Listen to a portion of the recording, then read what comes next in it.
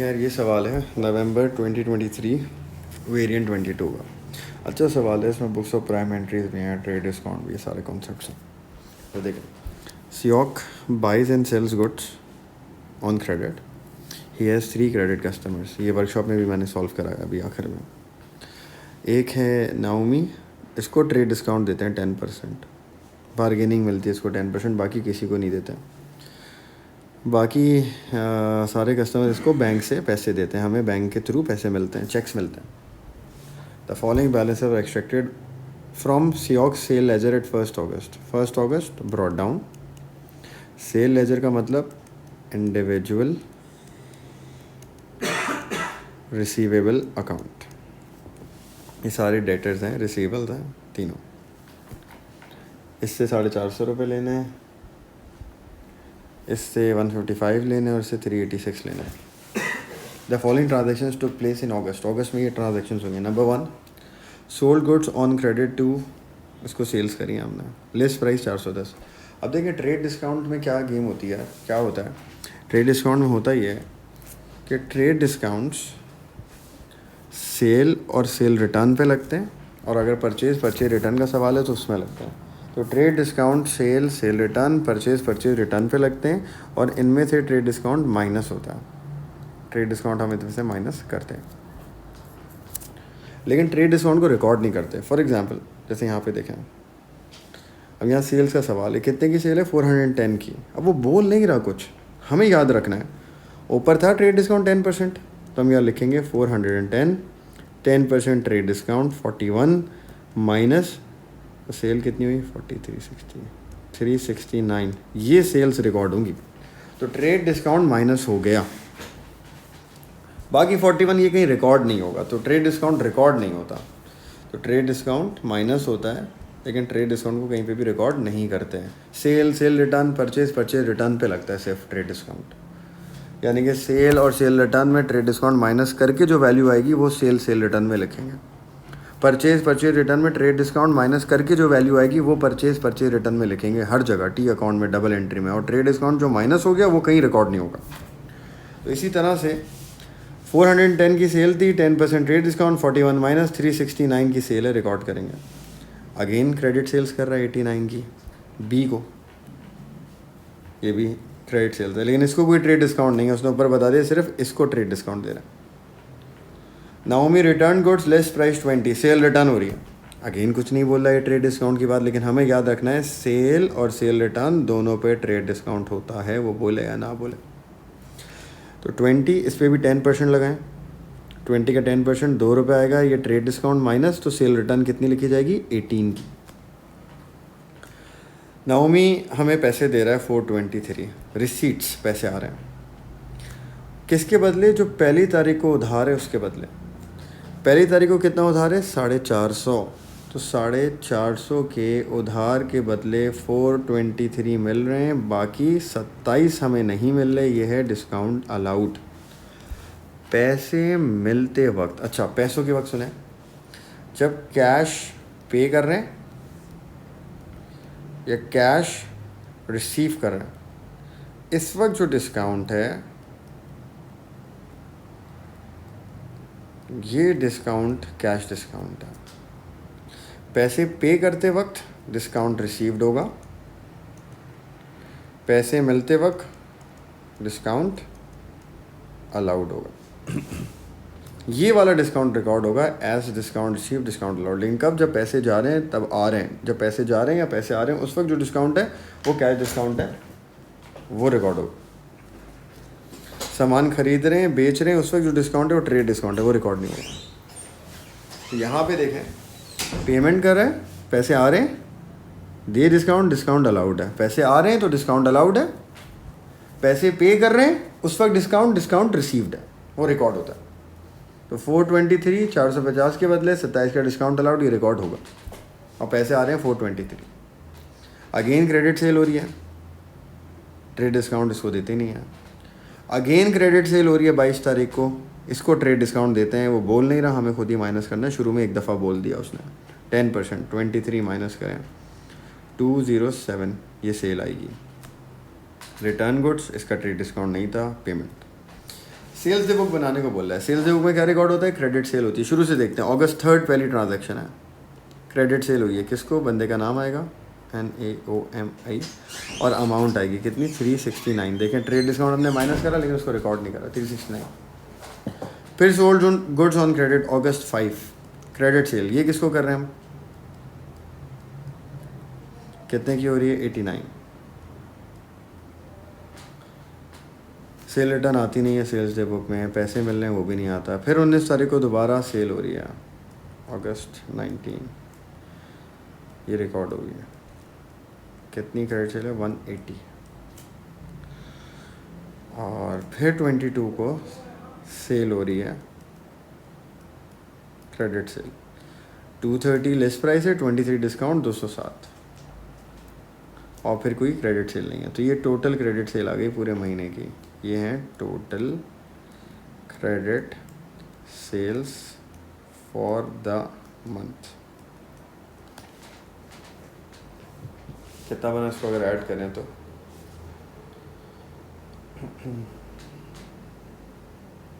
369 plus 89 plus 180 plus 207, 845। 369 plus 89 plus 180 plus 207, 845। ये पूरे महीने की क्रेडिट सेल हुई। अब बनानी है सेल रिटर्न डे बुक। जो सेल रिटर्न की एंट्री है वो इसमें आएंगी। सेल रिटर्न की कितनी एंट्रियाँ अगर हम देखें, इसको मैं मार्क करता हूँ। एक ये रही सेल रिटर्न,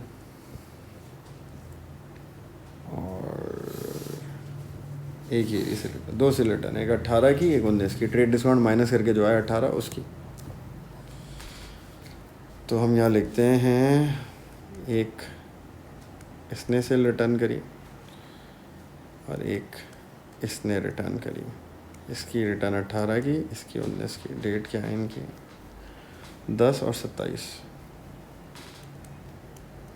बस और कुछ नहीं है। टोटल कर लें 37 की है cell return for the month.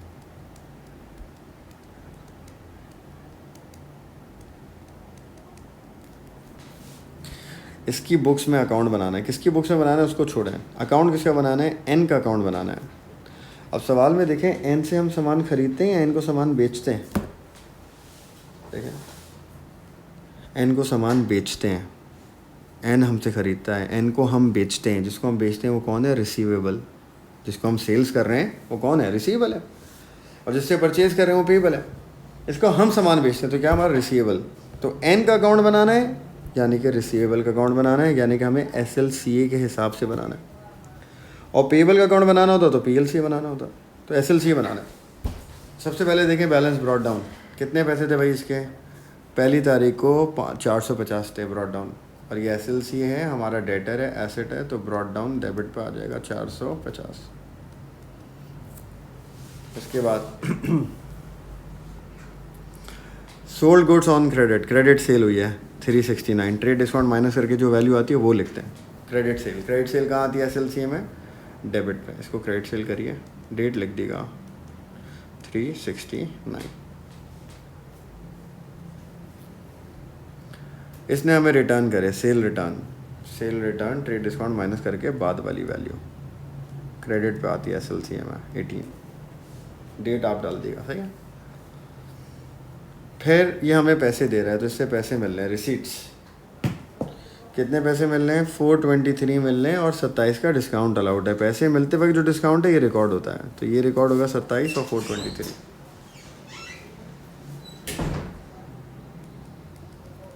Discount allowed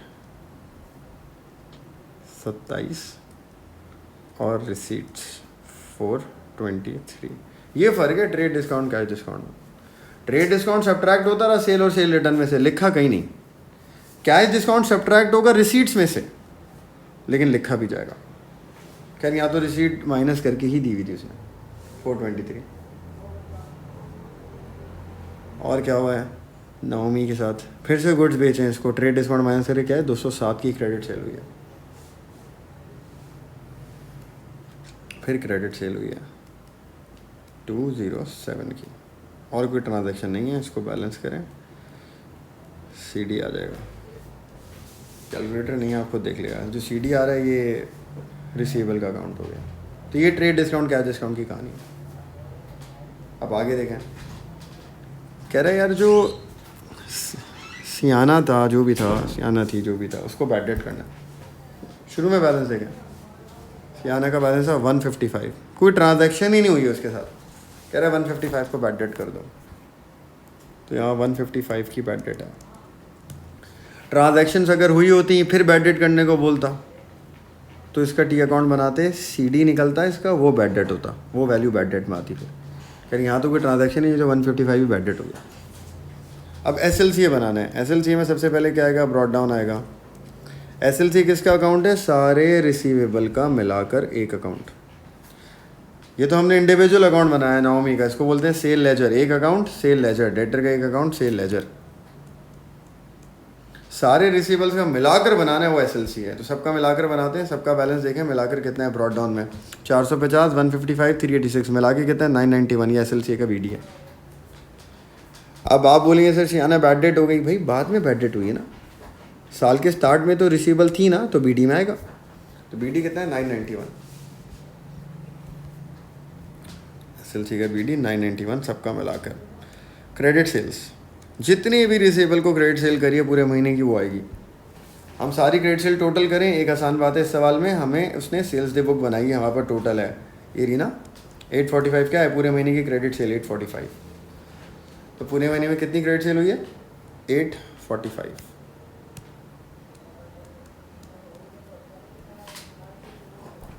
और सेल रिटर्न पूरे महीने में जितनी भी हुई है, सेल रिटर्न डे बुक बनाई है ना, पूरे महीने कितनी सेल रिटर्न हुई 37। सब रिसीवेबल का मिलकर टोटल आ रहा है। इसके बाद रिसीट्स, जो सब ने मिलाकर पैसे दिए। पूरा डेटा अगर हम पढ़ें, सवाल पढ़ें, तो कितने रिसीवेबल ने पैसे दिए देखें, 2 दफ़ा पैसे मिले हैं। एक इस ट्रांजैक्शन में 423 मिले और एक इसमें 400 इसने दिए, और कोई पैसे मिलने की ट्रांजैक्शन नहीं है। तो 423 + 400, 823 पैसे मिले हैं। तो रिसीट्स में आ जाएगा सबके मिला के 823। बैड डेट एक ही है तो वही लिख दें, और नहीं है 155। डिस्काउंट अलाउड भी एक ही था ना, जो नाओमी से मिला था, पैसे जब मिले थे तब 27 का, वो लिख दें। और कोई ट्रांजैक्शन नहीं है SLCA की, इंटरेस्ट चार्ज वगैरह कुछ नहीं है, बैलेंस करें CD आ जाएगा। ये SLCA, ये पूरे क्वेश्चन होगा। अच्छा एक चीज़ और देख लें इसमें, मैंने बताया था 3 तरह के लेजर्स होते हैं। एक सेल्स लेजर होता है अकाउंटिंग में, एक परचेज लेजर होता है और एक जनरल लेजर होता है। सेल लेजर क्या होता है, ऐसा लगता है ये सेल्स के टी अकाउंट की बात हो रही है, नहीं। सेल लेजर होता है सारे रिसीवेबल्स का मिला, सेल लेजर होता है रिसीवेबल का इंडिविजुअल अकाउंट, रिसीवेबल का इंडिविजुअल अकाउंट, अकेला अकाउंट, वो सेल लेजर है। इस तरह का अकाउंट बनाया, जैसे नाओमी का अकाउंट बनाया, जैसे बवाना का अलग अकाउंट बनता, तो रिसीवेबल का अलग अलग अकाउंट जो होता है वो सेल लेजर होता है। और पेएबल का जो अलग अलग अकाउंट होता है वो परचेज लेजर होता है। पेएबल का अलग अलग अकाउंट, तो रिसीवेबल के अकाउंट सेल लेजर हैं, पेएबल के अकाउंट परचेज लेजर हैं। याद रखिएगा परचेज लेजर परचेज के अकाउंट को नहीं कहते हैं, पेएबल के अकाउंट को परचेज लेजर कहते हैं, रिसीवेबल के अकाउंट को सेल लेजर कहते हैं।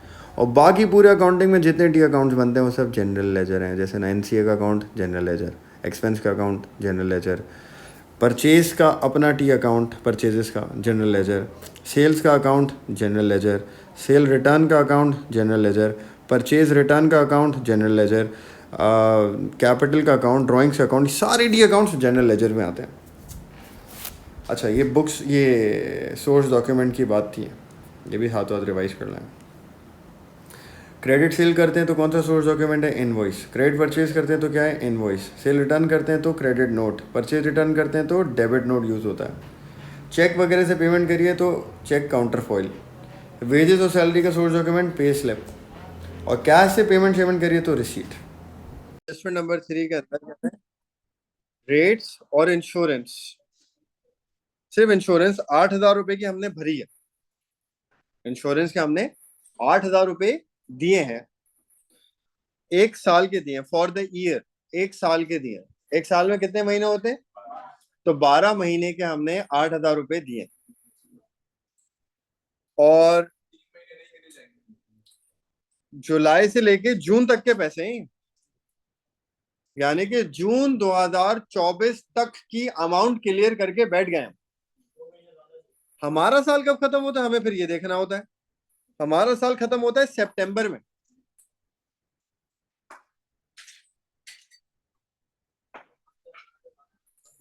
सितंबर 23, गाइस बात सुने, सितंबर 23, और पेमेंट कब तक की हुई हुई है? जून 24 तक की पेमेंट हुई है। साल कब खत्म हो रहा है? सितंबर 23 में साल खत्म हो रहा है। सितंबर 23 में साल खत्म हो रहा है। सितंबर तक के ये पैसे देता ना, हम कहते हैं हिसाब बराबर। इसने पैसे दिए जून 24 तक के। सितंबर के बाद कितने महीने हुए? अक्टूबर, नवंबर, दिसंबर, जनवरी, फरवरी, मार्च, अप्रैल, मई, जून, 9 महीने बने। 9 महीने का प्रीपेड है। each महीने का 666 है तो 3 महीने का 2000 हो गया, 2000 नहीं, 9 महीने का निकाल लो ना, प्रीपेड आ जाएगा डायरेक्ट।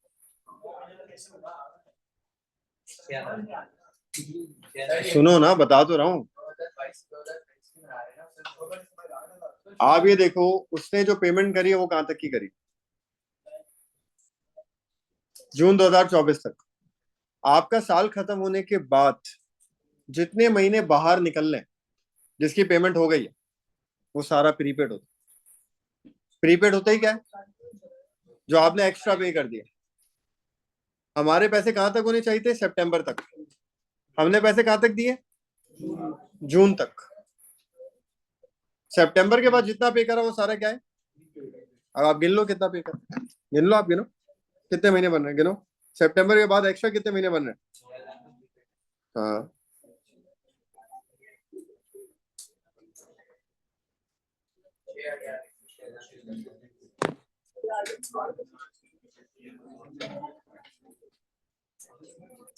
क्या समझ नहीं आया इसमें?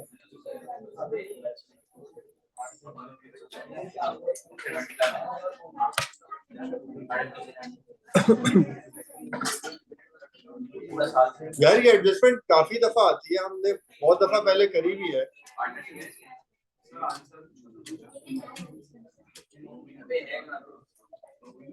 यार आप लोग सब एक दफा में सुन लेंगे प्लीज यार, खामोश हो जाए।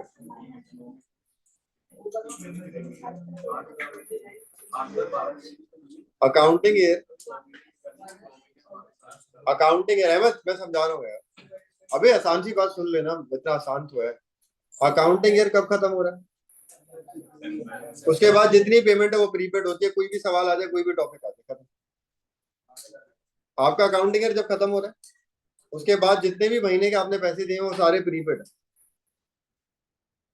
अकाउंटिंग ईयर खत्म हो रहा है, उसके बाद जितने भी महीने के पैसे वो सारे क्या है? कब खत्म हो रहा है अकाउंटिंग ईयर? सितंबर में। इसने कहां तक के पैसे दिए? सितंबर से जून महीने गिन ले, 9 महीने प्रीपेड है, खत्म। हाँ, कैलकुलेट कैसे करेंगे मैं बता। प्रीपेड है 9 महीने है, ये आ गया ना। अब कैलकुलेशन कैसे करनी है ये मैं बता। अब ये देखो, एक सेकंड, 8,000 रुपए, ये 8,000 कितने टाइम के? यहाँ पे लिखा हुआ है फॉर द ईयर है। कितने टाइम के? साल के। कभी कभी कहता है फॉर 6 मंथ्स है, तो 6 महीने का होता है। फॉर 3 मंथ्स बोलता, 3 महीने का होता है। फॉर ईयर बोल रहा है, 12 महीने के हैं। तो ये 8,000 रुपए 12 महीने के हैं, डिवाइड बाय 12 कर दें, 1 महीने का आ जाएगा। 8,000 डिवाइड बाय 12 करेंगे, 1 महीने का आ जाएगा। कितने महीने का प्रीपेड है? 1 महीने का आ गया। हमें कितने महीने का चाहिए? 9 महीने का। मल्टीप्लाई बाय 9 कर दें, कितना प्रीपेड आ गया? 6,000 prepaid. Rent and insurance 6,000 prepaid, खत्म। अब हाँ, 4 वाली में समझा देता हूँ। ये समझ में आ गया? 6,000 प्रीपेड समझ में आ गया सबको? हमेशा याद रखें, हमेशा, चाहे टॉपिक सोल ट्रेडर का हो, पार्टनरशिप का हो, कंपनी अकाउंट्स का हो,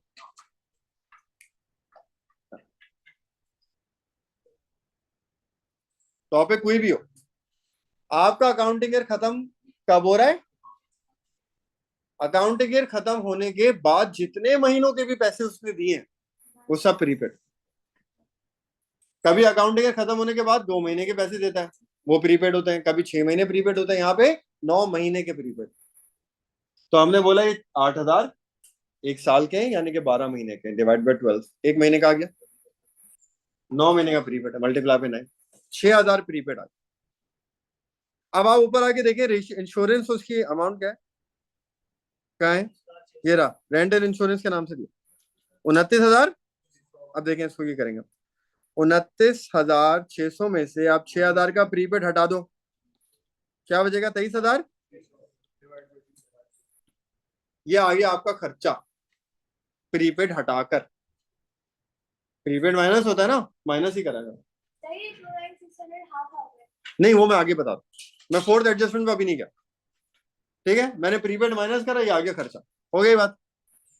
अब 4 पढ़े, कह रहे हैं रेंट और इंश्योरेंस, रेट और इंश्योरेंस को आधा आधा डिवाइड करना है फैक्ट्री में और ऑफिस में।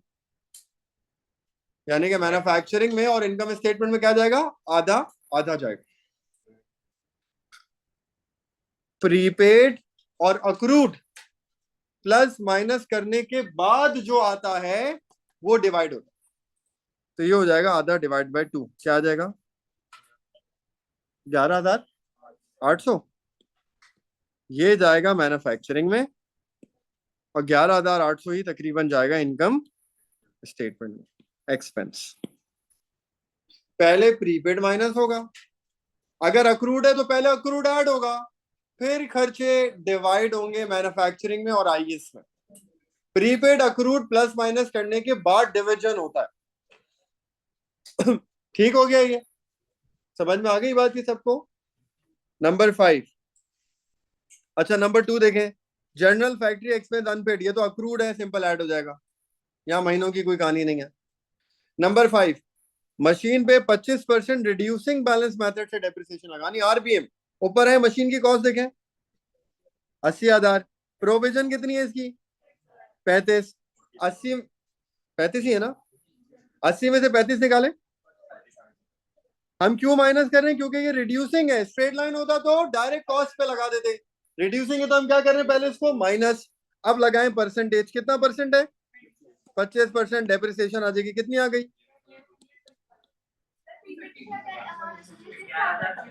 एक मिनट मैं बताता हूँ, एक मिनट कशफ, इसका क्या आ रहा है डेप्रिसिएशन? 11,200। किस चीज की डेप्रिसिएशन है ये? मशीन की। मशीन किधर होगी, फैक्ट्री में या ऑफिस में? मशीन फैक्ट्री में, तो इसकी डेप्रिसिएशन कहाँ आएगी भाई? मशीन किधर चलेगी? फैक्ट्री में ही चलेगी ना मशीन, तो इसकी डेप्रिसिएशन मैन्युफैक्चरिंग।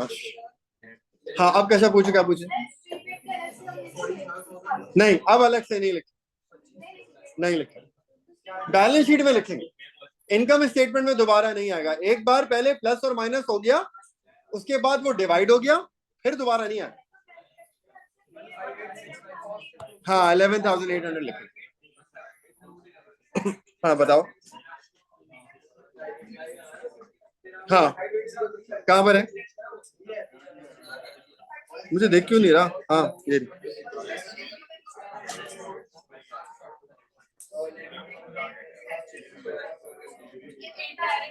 हाँ ये मैं बताता हूँ। अच्छा यार गाइस, एक और बात सुने, अब आप ये देखो, यहां पर दी हुए वेजेस, और वेजेस के नीचे 3 वेजेस हैं। एक कौन सी है? मशीन ऑपरेटर, मशीन चलाने वाली वेजेस। अगर मशीन नहीं चलेगी तो प्रोडक्ट बनेगा? अगर ये वाले ऑपरेटर नहीं होंगे, अगर ये वाले ऑपरेटर नहीं होंगे तो क्या मशीन चलेगी? तो फिर चीज बन नहीं सकती। तो ये वाली जो वेजेस हैं ये डायरेक्ट है, ये डायरेक्ट लेबर में आ जाएगा।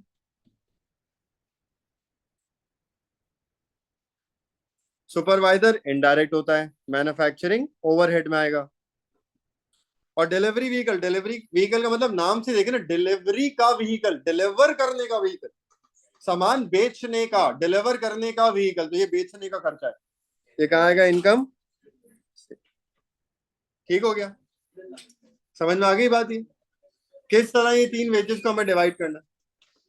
पहली वाली डायरेक्ट लेबर बनेगी मैन्युफैक्चरिंग अकाउंट प्राइम कॉस्ट से पहले, दूसरी वाली इनडायरेक्ट मैन्युफैक्चरिंग अकाउंट के अंदर इनडायरेक्ट नीचे खर्चे में, तीसरी बेचने का खर्चा इनकम स्टेटमेंट के एक्सपेंसेस में। नहीं, डिलीवर का मतलब डिलीवरी करना, बेचने का, बेचने के सारे खर्चे इनकम स्टेटमेंट में आते हैं। और कोई चीज है इस सवाल में समझाने वाली? हाँ हमदा, हाँ हाँ,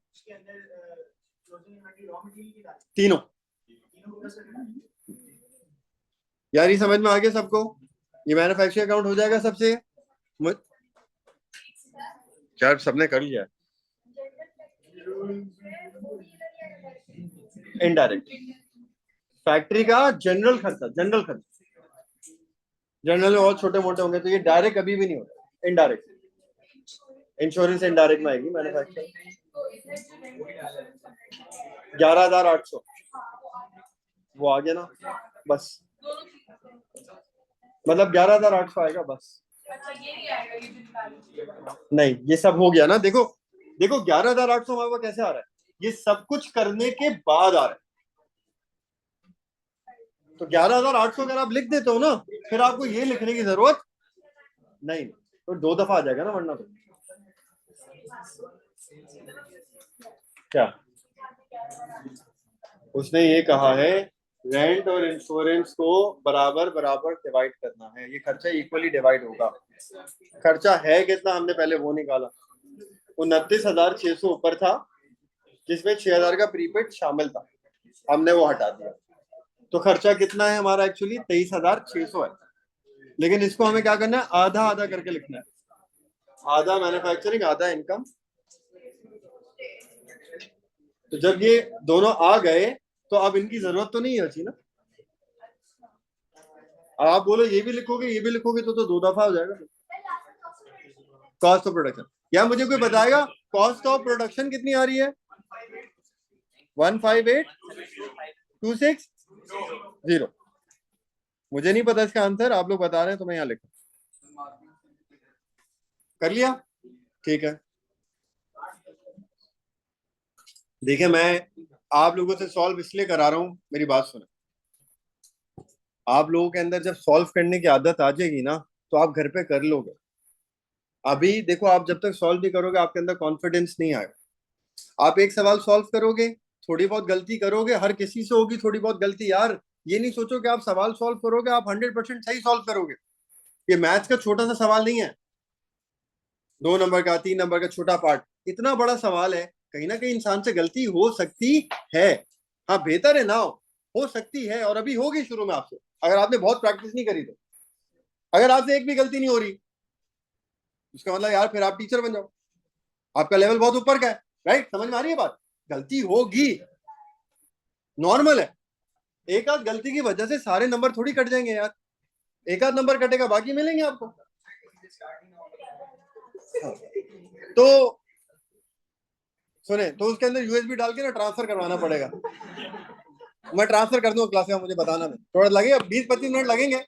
मेरी यूएसबी थोड़ी स्लो चलती नहीं, 20-25 मिनट लगेंगे। अच्छा ट्रांसफर होगा, लेकिन फिर वो हमेशा दिमाग में रहेगा, पहुंच जाएगा दिमाग तक। अच्छा गाइस बात सुने,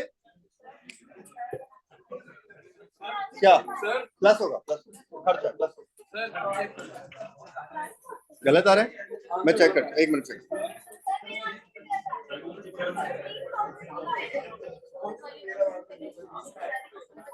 नहीं नहीं, पहले प्रीपेड और अक्रूड प्लस माइनस होता है, फिर डिवाइड होता है हमेशा।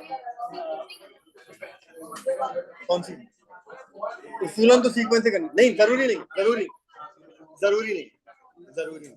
लेकिन ये दोनों तो कनेक्टेड है ना, ये वाली जो दो एडजस्टमेंट है ये तो कनेक्टेड है ना एक दूसरे से।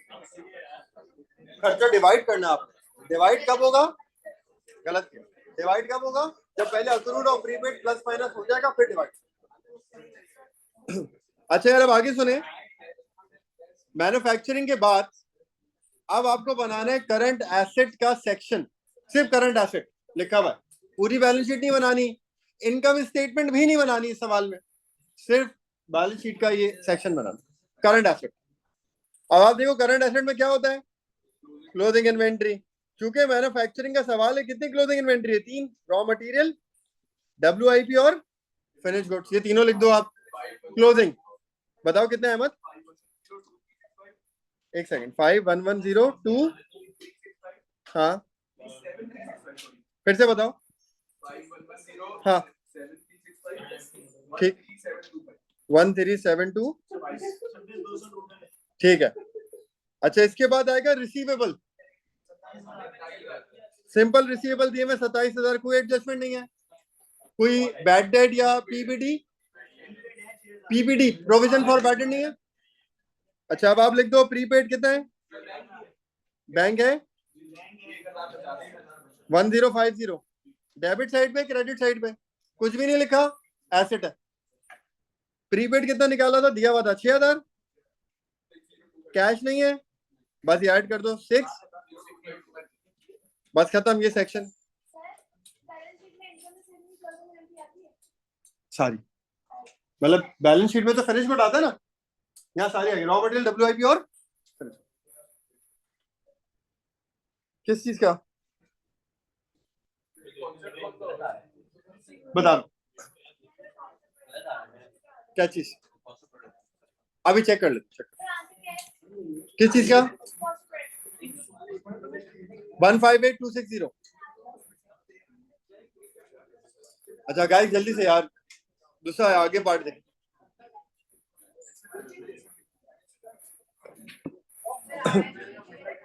किसके WIP फिनिश गुड्स, यार आगे वाला पार्ट देखें, कह रहा है Sara factory supervisor is very efficient at running the factory. अब ये सारी थ्योरी जनरल है, अकाउंटिंग कॉन्सेप्ट पूछता है तो वो याद करने वाला है, कुछ और सवाल पूछता है तो वो जनरल बात करता है, अपने दिमाग को इस्तेमाल करके आंसर लिखना है, जैसे अगर ये पूछता है। अरे आगे बोला है which accounting principle Sara is complying with by not recording any value for this efficiency in financial statement. ये इसको, ये मैंने जब शुरू में इनिशियली आपको पढ़ाना शुरू करी थी अकाउंटिंग, तब मैंने बताया था बहुत सारी चीजें ऐसी होती है जिसको हम पैसे की वैल्यू में मेजर नहीं कर सकते, उसको हम रिकॉर्ड नहीं करते। जैसे हमारी सिंसियरिटी, कस्टमर लॉयल्टी, वर्कर्स ने ट्रेनिंग दी वर्कर्स को, पहला लेक्चर था उसमें बताया था, वर्कर्स को हमने ट्रेनिंग दी, ट्रेनिंग से उनके स्किल्स इंप्रूव हो गए, स्किल्स इंप्रूव हो गए तो हम उसको कहाँ रिकॉर्ड करें, नहीं रिकॉर्ड करते हैं। ये कहता है मनी मेजरमेंट कॉन्सेप्ट, ये कॉन्सेप्ट है money measurement concept. Money measurement concept क्या बोलता है, वो सारी चीजें जिसको पैसे की वैल्यू में मेजर नहीं कर सकते उसको अकाउंट्स में रिकॉर्ड। अच्छा अब आगे वाला पार्ट देखें, ये देखें, Sara has now been asked to supply local drama school with जो भी costumes the drama school would place an order with Sara each month would require 60 days credit. अब पहली लाइन पढ़े इस सवाल की, इधर आए पहली लाइन पढ़े, सारा अपने कस्टमर को कितने दिन का उधार देती है, 1 महीने का उधार देती है। ये ड्रामा स्कूल वाले बोल रहे भाई आप हमें 2 महीने का उधार दो तो हम हर महीने आपसे सामान खरीदेंगे, लेकिन उधार हमें 1 महीने का नहीं चाहिए, हमें उधार कितने टाइम का चाहिए, 2 महीने का। अब पूछा भाई एडवाइस करो इसके फायदे और नुकसान, फायदा बताते हैं। पहली बात, सेल्स बढ़ जाएंगी तो प्रॉफिट बढ़ जाएगा, मार्केट शेयर बढ़ रहा है नहीं बढ़ रहा, अभी वो कहीं ना कहीं से खरीदते ही होंगे ना, अगर आप उसको सेल करोगे तो आपका मार्केट शेयर बढ़ जाएगा। ड्रॉबैक्स पे आ जाओ,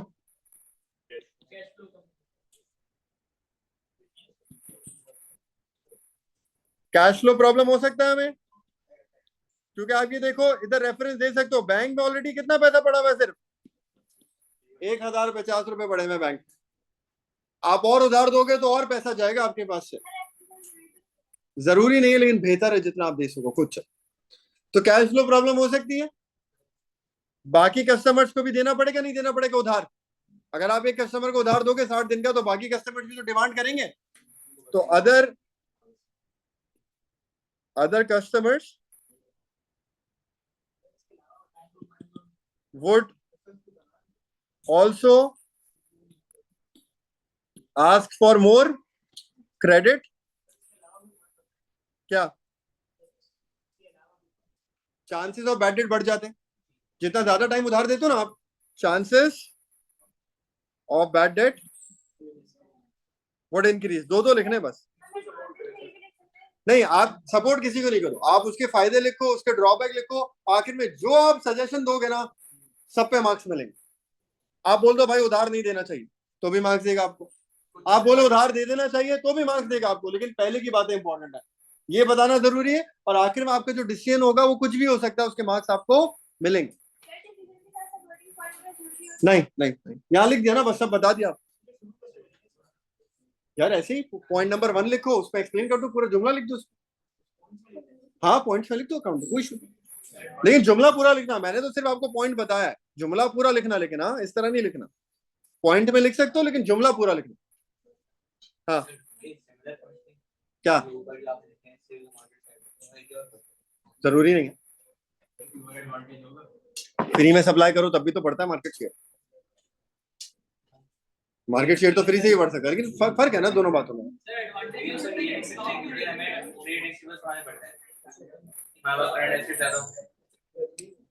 इन्वेंट्री भी तो जाएगी तुम्हारी, सेल्स करोगे, कैश सेल करोगे तभी तो करंट एसेट बढ़ेंगे, कैश आ जाएगा।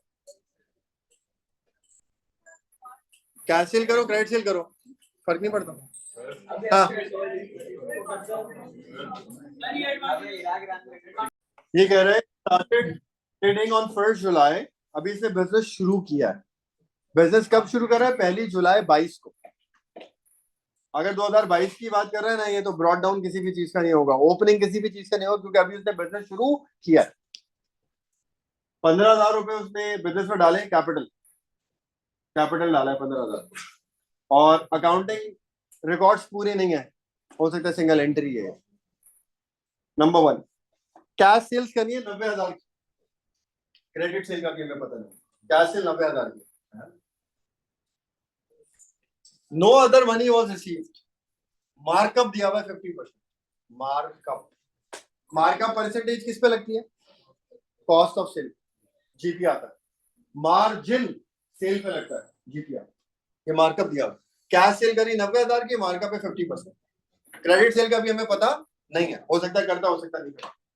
किसी भी चीज का, बात सुने, किसी भी चीज का ब्रॉड डाउन नहीं आएगा। हर चीज का ब्रॉड डाउन क्या है? 0।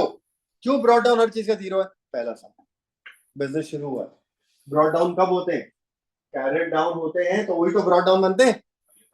जब पिछले साल था ही नहीं बिजनेस तो सीडी भी नहीं थे, तो डीडी भी फिर, तो जब भी बिजनेस शुरू हो रहा होगा उस साल ब्रॉड डाउन नहीं। ये पैसे दिए हैं, मोटर व्हीकल खरीदा है, non current asset. Payment to supplier PLC है, wages, general expense, rent, motor expense, cash drawn from bank, drawings, purchase return, closing inventory. Opening inventory तो है ही नहीं, पहला साल है, ओपनिंग इन्वेंट्री होगी भी नहीं। ब्रॉड डाउन नहीं है, पहला साल है, ब्रॉड डाउन किसी चीज का नहीं होगा। क्लोजिंग है। नंबर 5, मोटर एक्सपेंस का जो 1/3 है ना, 1/3, वो ड्रॉइंग है। मोटर एक्सपेंस का 1/3 ड्रॉइंग है। मोटर एक्सपेंस ये रहा, इसका 1/3 ड्रॉइंग्स में जाएगा और बाकी 2/3 एक्सपेंस में जाएगा। 25% डेप्रिसिएशन लगानी है। एक ही नॉन करंट एसेट है, कौन सा? Motor van. 8,000, कितनी डेप्रिसिएशन लगानी है? 25% डेप्रिसिएशन आ जाएगी, आसान सवाल है। 1,000 रुपए कैश की भी ड्रॉइंग्स करता है। The remaining cash drawn from bank used to pay wages। चलो ये इसने बता दिया, इसने क्या बोला? हमें लग रहा था ना कैश ड्रॉन फ्रॉम बैंक ये ड्रॉइंग्स है, कह रहे नहीं ये ड्रॉइंग्स नहीं। क्या कह रहे हैं? 1,000 रुपए हर महीने कैश में से निकाले, वो ड्रॉइंग्स है। एक महीने के 1,000 रुपए निकाले, साल के कितने निकले? 12,000। 12,000 की ड्रॉइंग है। और क्या कह रहे हैं? ये जो cash drawn from bank was used to pay wages। बाकी जो बचा ना वो सारा वेजेस, वो एक्सपेंस में, ठीक है, जो भी बचे। हाँ जो एक्स्ट्रा अमाउंट है वो वेज, ठीक है। हाँ हाँ अच्छा, अब आगे देखिए, इनकम स्टेटमेंट बनानी है। अब सुने इस सवाल में, गाइस बात सुने, और तुम इसलिए नीचे नहीं, वो तो आगे के पार्ट्स में ना। हाँ मतलब अभी तो और एडजस्टमेंट और तो नहीं है ना, सवाल खत्म हो गया ना। ये क्या आसान सवाल, क्रेडिट सेल इस सवाल में है ही नहीं। Single entry sold return, credit sale है ही नहीं। क्या हम एसएलसी बनाए सेल निकालें, है ही नहीं। सिर्फ क्या सेल है वो भी दी है। इनकम स्टेटमेंट में डालेंगे सेल चली जाएगी, हो गया। नंबर 2 ओपनिंग इन्वेंट्री नहीं है पहला साल। परचेजेस, परचेजेस के लिए क्या बनेगा, पीएलसीए। पीएलसीए में क्या लिखेंगे, पेमेंट टू सप्लायर, लेकिन ना ओपनिंग है ना क्लोजिंग है। तो जब आप पीएलसीए बनाओगे, ब्रॉड डाउन क्या है आपका, ब्रॉड डाउन तो पहला साल है ही नहीं, जीरो। सीडी नहीं है, जीरो। तो जो पेमेंट कर रहे हो वही क्या बन जाएगी आपकी, परचेज। जब आप पीएलसीए बनाओगे आपको समझ में, हाँ जब आप पीएलसीए बनाओगे आपको समझ में आ जाएगा मैं क्या कर रहा हूं। तो परचेज यहाँ से आ जाएगी, एक्सपेंस आ रही है, बनाए इनकम स्टेटमेंट। क्लोजिंग इन्वेंटरी ये रही, परचेज रिटर्न दी हुई है, सेल रिटर्न नहीं है। पीएलसीए बनाकर देख लो, वही सेम परचेज आएगी तो इवेंचुअली आप नहीं बना। हाँ है,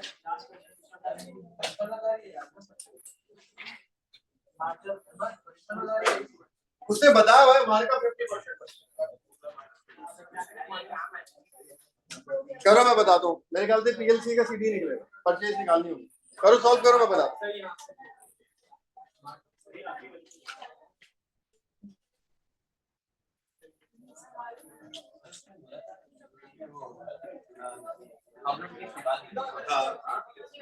वो कह रहे हैं जो उसने कैश ड्रॉन किया है ना, कैश ड्रॉन किया है ना, इसमें से ड्रॉइंग कितनी है, 1000 महीने की, साल की कितनी, 12,000 इसमें से ड्रॉइंग है। बाकी जो 2,600 बचा ना, वो इसने वेजेस पे किया। या गाइस सॉल्व कर ले, मैं करवा दूंगा। अभी सॉल्व करना शुरू कर दे, आपका दिमाग करना शुरू हो जाएगा इसकी आदत डालने से। मैं करवाऊंगा, कुछ नहीं करो अभी, करो सॉल्व। इनकम स्टेटमेंट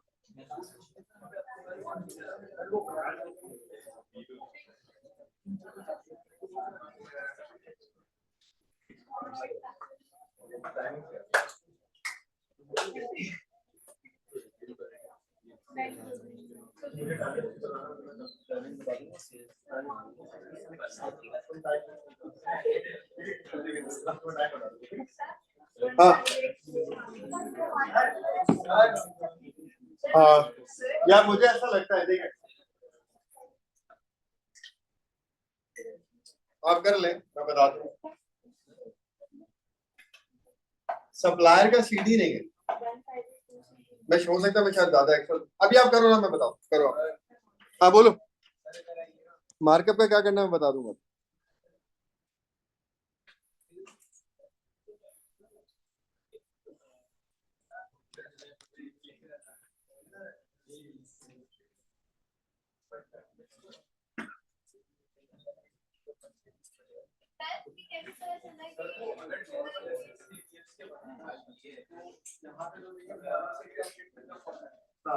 खाली जगह बनाओगे, हाँ यहाँ बना, आपको पता है देखो वर्किंग वर्किंग तो पेपर में किसी भी जगह पे कर लो, एग्जामिनर देख लेगा, उसकी जिम्मेदारी। बता वर्किंग वो ढूंढ ले मार्क्स, जब मार्क्स नहीं होते लेकिन वो देखता है। अगर उससे लिखा एसएलसी बनाओ तो एसएलसी के मार्क्स देगा। अगर उससे बोले सेल लिखो तो तुम एसएलसी बना के अगर सेल निकालो सेल के मार्क्स देगा। लेकिन तुम्हारा एसएलसी बना हुआ देखना चाहेगा कि तुमने वर्किंग खुद करी है छपाई करी, वो भी सही, वो भी सही।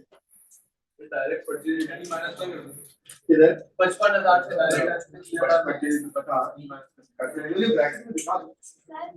यहाँ तो वर्किंग नहीं है। वैसे एसएलसी सेल निकालने को पीएलसी परचेज निकालने की वर्किंग होती है ना सर, वो फॉर्मेट भी तो देगा ना एसएलसी की, पूरा जैसे यहाँ पे इनकम स्टेटमेंट की दी है। नहीं नहीं नहीं ना, वर्किंग अगर वर्किंग करनी है तो खुद लिखो। वो तो अगर उसको एसएलसी बनवाना है तो बोलेगा एसएलसी बनाओ, दो जगह देगा, दो जगह देगा। एक सेकंड, एक सेकंड।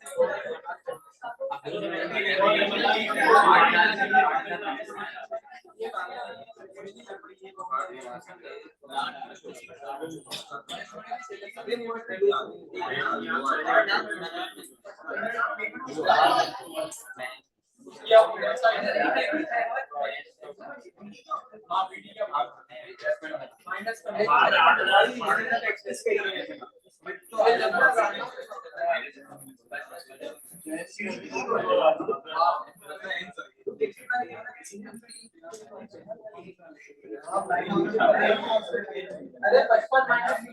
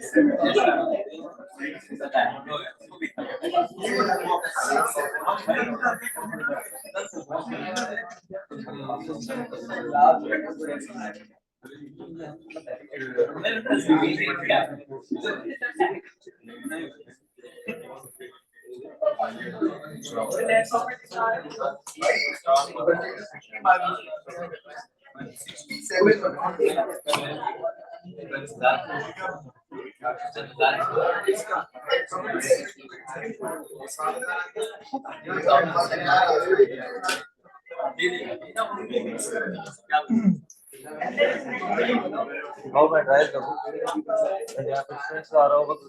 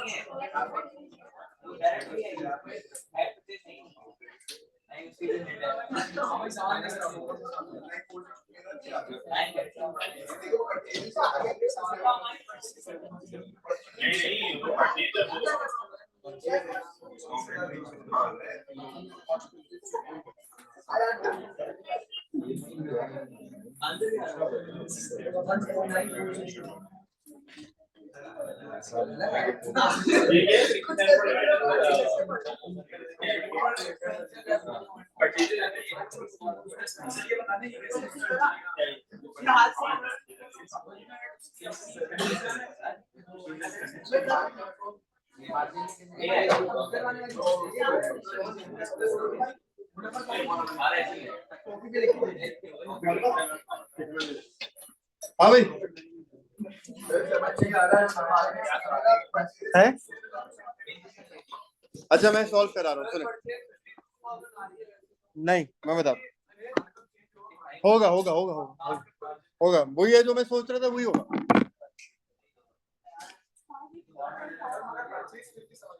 बता रहा हूँ देखो जी। अच्छा गाइस सुने, अब जल्दी जल्दी सुनो, देखें। सबसे पहले आएंगी सेल्स। इस सवाल में सेल्स दी हुई है 90,000। क्या सेल रिटर्न है? नहीं है। क्या आ जाएगी? Cost of opening inventory. Opening inventory होगी नहीं क्योंकि पहला साल है, 0। इसके बाद आ जाएगी परचेजेस। जो मैं सोच रहा था ना, बात वही थी कि परचेजेस सवाल में नहीं है, पेमेंट टू सप्लायर है सवाल में। नहीं, मार्कअप दिया हुआ, हम ट्राई करते हैं, अभी हमें नहीं पता। मैं डाल रहा हूं यहाँ क्वेश्चन मार्क। अगर मैं मार्कअप लगाऊंगा और परचेज निकालूंगा तो परचेज वही आनी चाहिए जो पेमेंट टू सप्लायर है। अगर पेमेंट टू सप्लायर परचेज है तो इधर सुने ध्यान से, देखें।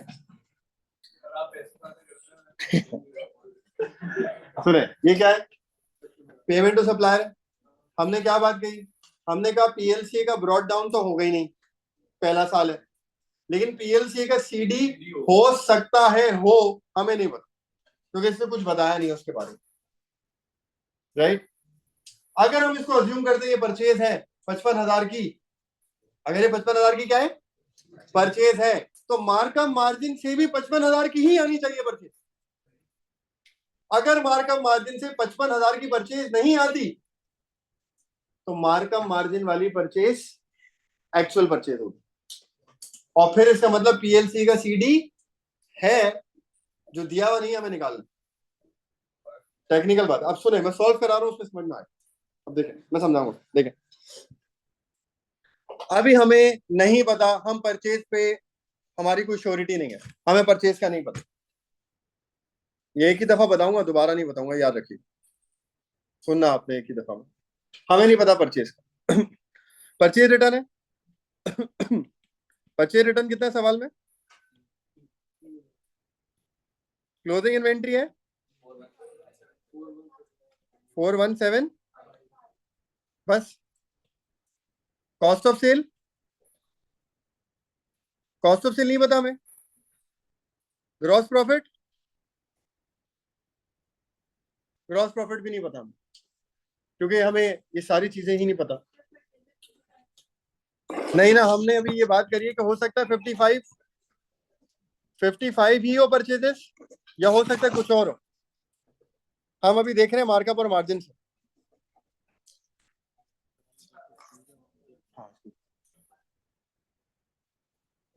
हाँ, एम से बात करने का ठीक।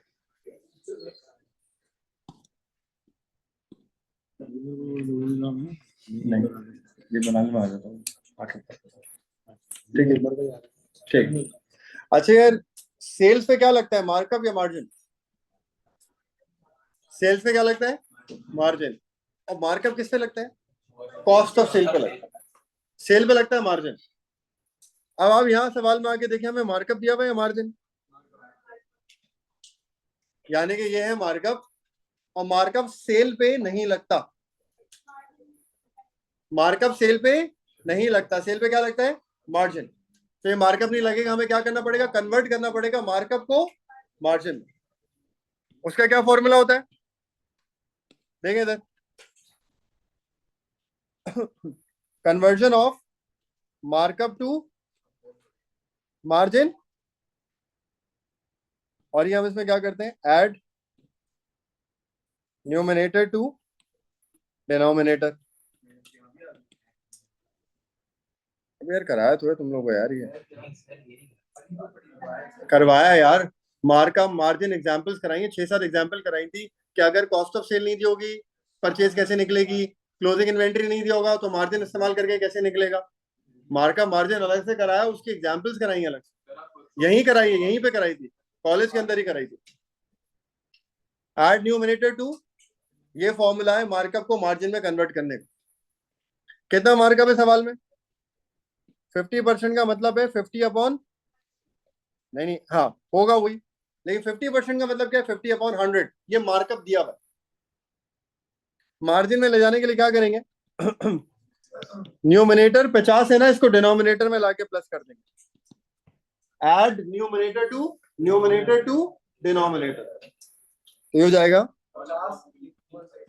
50 अपॉन 150 मल्टीप्लाई बाय 100, 33.33% आ जाएगा मार्जिन।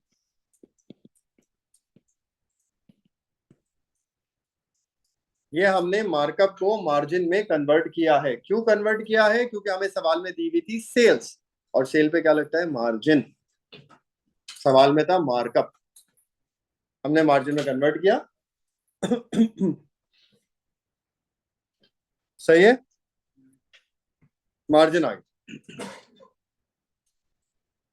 आगे देखें, अब हम सेल पे लगाते हैं मार्जिन, आगे ना मार्जिन, कितना मार्जिन है, सेल पे मार्जिन लगाएंगे तो क्या आएगा, ग्रॉस प्रॉफिट। कितना आ रहा है ग्रॉस प्रॉफिट, 30,000। तो 90,000 की सेल, 33.33% मार्जिन, ग्रॉस प्रॉफिट आ गया 30,000। तो 90,000 की सेल, 30,000 का जीपी, इसमें भी प्रॉब्लम तो पूछे यहाँ तक, 60,000 का कॉस्ट ऑफ सेल है। हाँ यहाँ तक कोई मसला है तो पूछना किसी।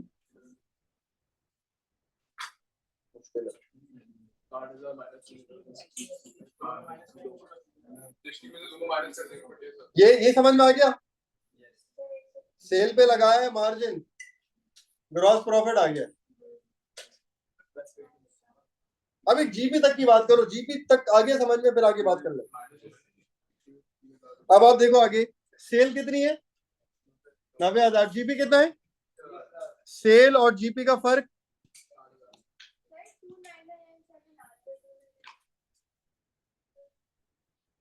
हाँ राउंड ऑफ कर लो ना, 33.33 नहीं होगा, 33.3333% होगा। अगर आप 997 में लिखते हो ना एग्जाम में, गलत नहीं करेंगे, वो राउंड ऑफ की वजह से फर्क आ रहा है, उस पर भी सवाल आपका सॉल्व होगा, ठीक होगा। हाँ कोई अकाउंटिंग में इश्यू नहीं है। हाँ तो डायरेक्ट सही आ गए, वरना अगर आपका पॉइंट्स की वजह से अगर 4 रुपए 10 रुपए 20 रुपए का भी फर्क आ रहा है ना, एग्जाम में उसको ठीक करेगा, गलत नहीं करेगा, क्योंकि उसको पता है ना यार ये राउंड ऑफ का मसला। तो 90,000 30,000 का ग्रॉस प्रॉफिट, 90,000 और 30,000 का फर्क निकालें, ये कॉस्ट ऑफ सेल आ गई 60,000 की। अब हम निकालेंगे परचेजेस। अगर ये जो अब हम परचेज निकालेंगे ये वही आती है 55,000, तो हम बोलेंगे यार ये परचेजेस थी। अगर 55,000 नहीं आती तो इसका मतलब सप्लायर का सीडी है जो दिया हुआ नहीं है, निकालना है। अभी समझा देता हूं, आगे समझा दो, यहां तक समझे अभी से। 60,000 की कॉस्ट ऑफ सेल में कोई प्रॉब्लम। अब हम निकाल रहे हैं परचेजेस। क्या फॉर्मूला होता है कॉस्ट ऑफ सेल का, opening plus purchases minus purchase minus closing. देखें सवाल में कॉस्ट ऑफ सेल कितनी है, कॉस्ट ऑफ सेल आ गई 60,000। ओपनिंग इन्वेंट्री है नहीं, पहला साल है बिजनेस का। परचेज हमें कैलकुलेट करनी है, परचेज रिटर्न है 3,000 और क्लोजिंग कितना है 4175। इसको सॉल्व करें, ये माइनस हो रहे हैं दोनों, ये यहाँ माइनस हो रहे हैं, इधर जाके क्या हो जाएंगे प्लस, तो 60,000 में इनको प्लस कर लें 175। ये आगे आपके क्वेश्चन मार्क मतलब परचेजेस, इसका मतलब परचेजेस ये हैं।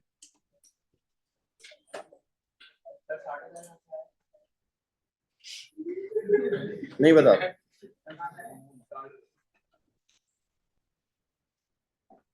कॉस्ट ऑफ सेल है 60। ये कॉस्ट ऑफ सेल का फॉर्मूला है ना, opening purchase closing cost of sale. Cost of sale हमारे पास आ गई थी, वो लिखी, ये चीजें लिखी, परचेज नहीं थी, उसको क्वेश्चन मार्क डाल दिया, वो निकाल 67175 परचेज। कोई प्रॉब्लम। ये सवाल, ये सारे सवाल जब तक आप घर जाकर 1 से 2 दफा खुद से नहीं करोगे ये तब तक नहीं बैठेंगे दिमाग में। जब ये सवाल डिफरेंट होते हैं, आपसे खुद से सॉल्व नहीं होते हैं, तो वो ऐसा नहीं है कि मैं सॉल्व कराऊंगा और आप देखोगे वो 100% क्लैरिटी से दिमाग में बैठ जाएगा, ऐसा नहीं होगा कभी भी। आपको 1 से 2 दफा ये खुद से करना पड़ेगा, फिर आपका पक्का हो जाएगा। हाँ क्या करा है, नहीं आएगी ना, कैसे आएगी।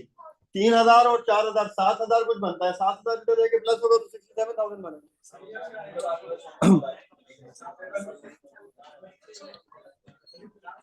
तो तुम्हारे कॉस्ट ऑफ सेल में फर्क होगा ना, सही। अच्छा अब इसके बाद देखें,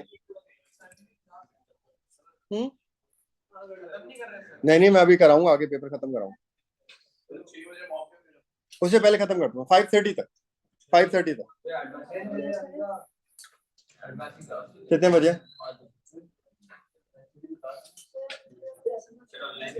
यार नहीं मैं करा रहा हूँ, अभी खत्म कराऊंगा यार आप लोग को मैं इसलिए बोलता हूँ ना यार, आप लोग थोड़ा जल्दी जल्दी सॉल्व क्या करो, करते हैं एक आध सवाल करते हैं 5-10 मिनट में। परचेज आ गई,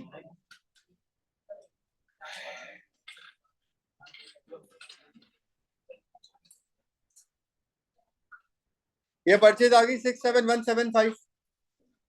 इसका मतलब यहां पे जो पेमेंट टू सप्लायर दिया हुआ है ना 55,000, ये परचेज नहीं है। अगर ये 55,000 परचेज होता ना तो मार्कअप मार्जिन से जो हमने निकाला है ना परचेज 67, वो 67 नहीं होना चाहिए था, वो भी 55 ही होना चाहिए, सेम होना चाहिए था ना, वो 67 निकला है। ये पेमेंट है तो इसका मतलब ये परचेज इसका मतलब हमें पीएलसीए का सीडी नहीं दिया हुआ था सवाल में, हमें वो चाहिए बैलेंस शीट में लिखने के लिए।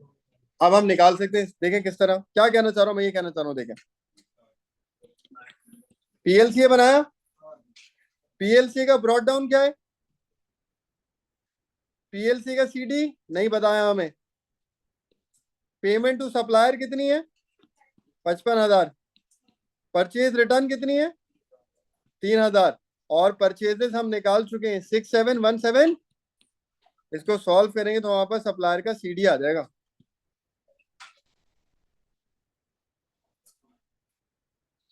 तो हम लोग यहां से परचेज क्यों नहीं निकाल पा रहे थे, पीएलसीए का सीडी वैसे निकाल, लेकिन मार्कअप दिया हुआ था हमने, उससे निकाल दिया। कितना आ रहा है ये CD 9, payment to supplier, payment 55,000 payment, purchase return, purchase हम निकाल चुके हैं, बीडी था नहीं, पहला साल है, सीडी निकाल लेंगे। कितना आ रहा है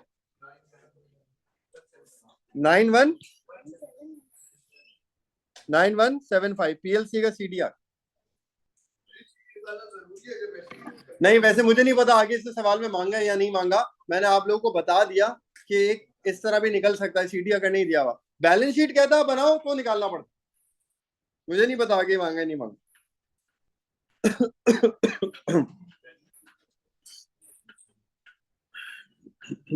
सही, आगे चले यार। अब आप आगे आ जाए सवाल में, हम आगे जीपी तक। अदर इनकम है कोई, एक्सपेंस पे आ जाए। ये देखें एक्सपेंस, जनरल एक्सपेंस है 11, जनरल एक्सपेंस की कोई एडजस्टमेंट है देखें, नहीं है। 1140 का जनरल एक्सपेंस लिखते हैं पहले, जनरल एक्सपेंस 1140। ये वाली बात परचेज वाली मुश्किल थी, तो अगर आप इसमें फंस रहे हैं तो कोई गलत बात नहीं, लेकिन आपको एक दो दफा करना पड़ेगा सवाल, आपके दिमाग में 100% बैठ जाएगा। आप खुद देख लीजिए ना यार, तो मैं कह रहा हूँ वो आप करके देख लीजिएगा, आपको फर्क समझ में आ जाएगा। एक बार कर ले वो, तो मैं जो बातें कहना चाह रहा हूँ आपको खुद ही समझ में आ जाएगी। इसके बाद रेंट एंड इंश्योरेंस है, इसकी कोई एडजस्टमेंट है 5585, रेंट लिख रहा हूँ सिर्फ 5585। इसके बाद देखें मोटर एक्सपेंस, इसकी एडजस्टमेंट है, क्या कह रहे हैं मोटर एक्सपेंस के बारे में, नंबर 5 पढ़े। मोटर एक्सपेंस का 1/3 प्राइवेट कार का है, यानी कि 1/3 क्या है उसकी ड्रॉइंग है, तो 4992 का 1/3 निकालेंगे, ड्रॉइंग्स है, कितना बन रहा है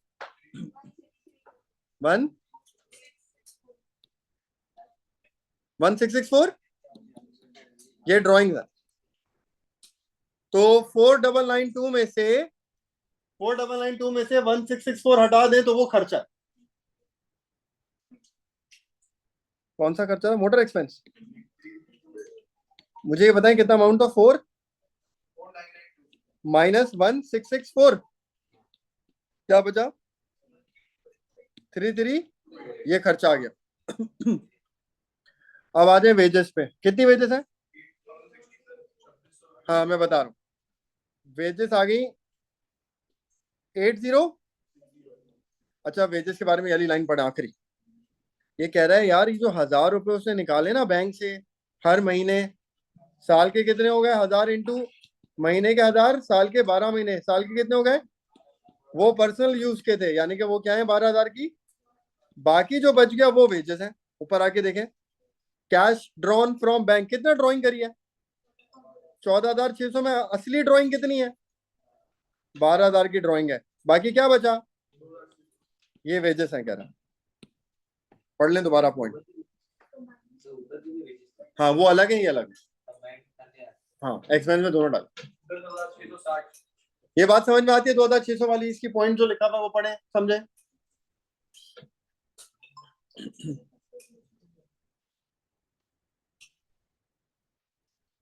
1,000 इंटू 12, 12,000 जो ऊपर से लिए वो ड्रॉइंग्स है, बाकी वेजेस है।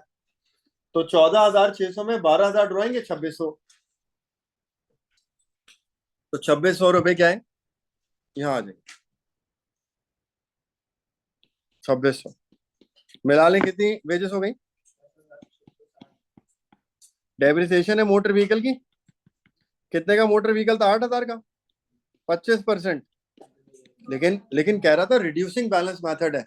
रिड्यूसिंग में क्या होता है? पुरानी डेप्रिसिएशन माइनस करते हैं। पहला साल है बिजनेस का, कौन सा साल है?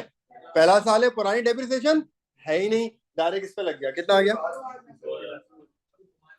और कोई खर्चा बचा? सारे हो गए।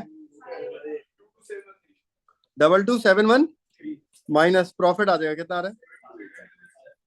728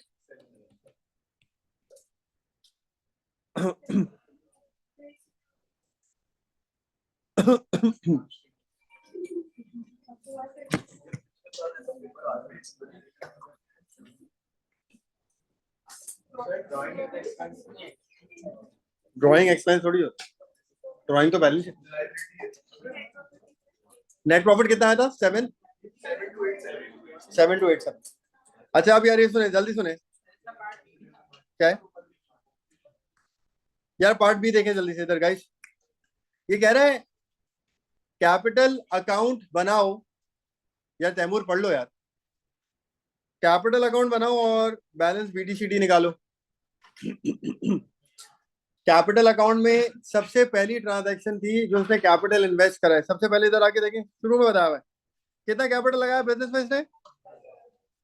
15,000 पैसे डाले, पैसे। डबल एंट्री क्या बनेगी? Bank debit capital credit, bank debit capital credit. Capital credit होगा ड्राइंग्स, सॉरी इन्वेस्टमेंट की वजह से। कैपिटल क्रेडिट हो गया, बैंक का नाम आ गया। कितने? 15,000। ये पहली एंट्री आई, कैपिटल इन्वेस्ट किया बिजनेस के अंदर, कैपिटल का अकाउंट क्रेडिट हो गया। है पहला साल है ना, बीडी तो कुछ होगा ही नहीं, पहला साल है। ये पैसा इसने डाला बिजनेस में, तो एंट्री क्या बनी? पैसा डाला, बिजनेस के पास पैसा आया, बिजनेस का बैंक डेबिट हो गया और बिजनेस का कैपिटल, तो कैपिटल क्रेडिट हो गया, बैंक का नाम। और कोई इन्वेस्टमेंट करी इसने ड्यूरिंग देयर बिजनेस में?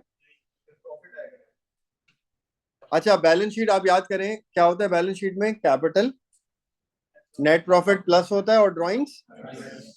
तो नेट प्रॉफिट इसमें प्लस होगा और ड्राइंग्स इधर से क्या होंगी? नेट प्रॉफिट कितना निकाला हमने? 728। तो प्रॉफिट कैपिटल को बढ़ाएगा ना, ऐड होता है ना कैपिटल में, प्रॉफिट बढ़ाएगा, क्रेडिट 72।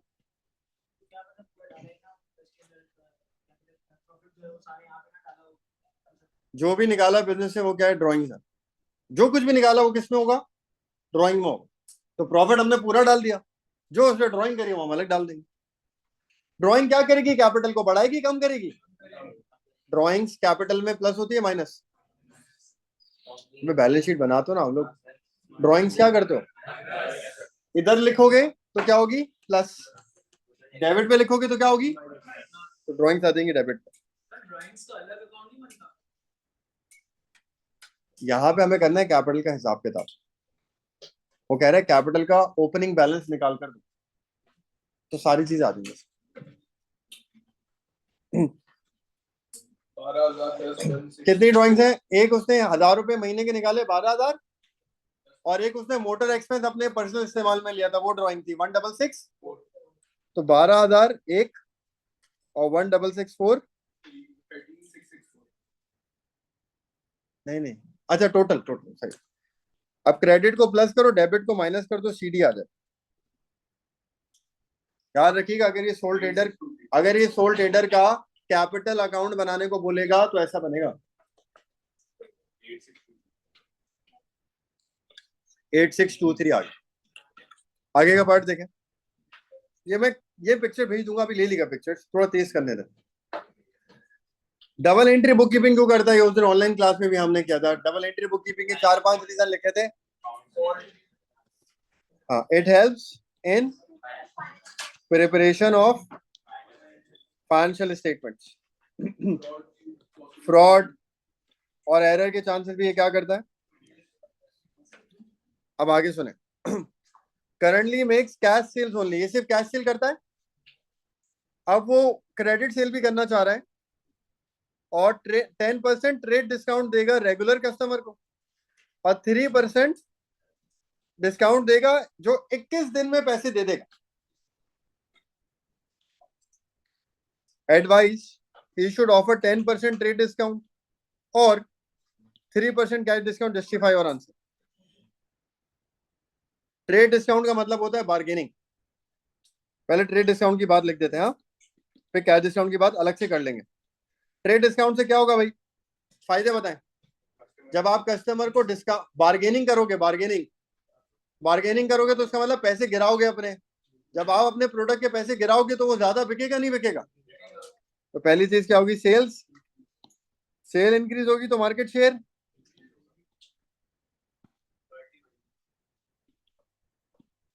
कस्टमर लॉयल्टी बढ़ेगी. सही है, बहुत सही बात है. अब इसका नुकसान बताओ. नुकसान क्या है भाई, आप अपनी सेलिंग प्राइस रिड्यूस कर रहे हो, आप सस्ता बेच रहे हो. सेलिंग प्राइस रिड्यूस कर रहे हो तो आपका प्रॉफिट कम हो जाएगा. ठीक है. कैश डिस्काउंट पे आ जाओ. कैश डिस्काउंट आप कब देते हो, सुने बात.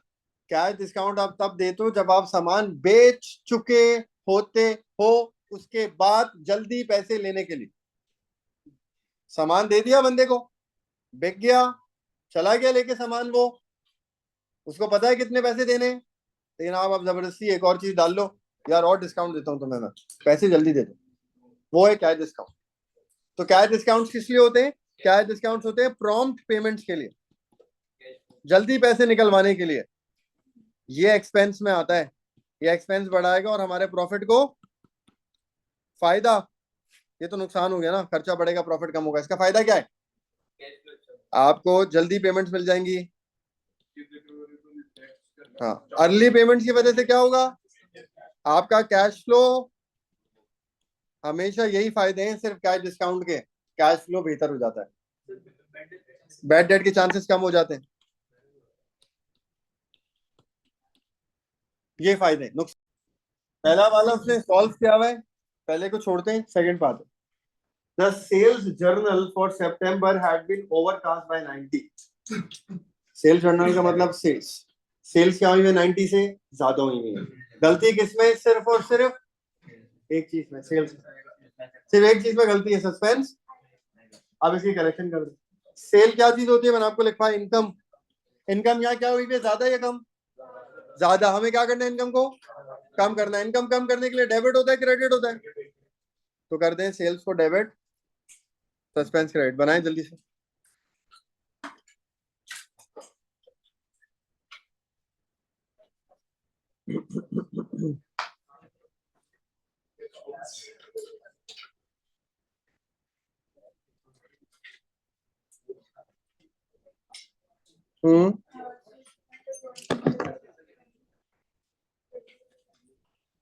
क्या करूं,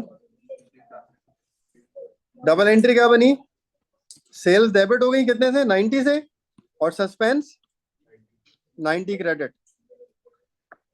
नेक्स्ट देखें, सेल रिटर्न 110. ध्यान से सुने, सेल रिटर्न कितने की थी अहमद, सेल रिटर्न थी 110 रुपए की. सेल रिटर्न तो लिखी नहीं, 110 रुपए की सेल रिटर्न को सेल रिटर्न, और हमने उसको उल्टा परचेज रिटर्न बना दिया.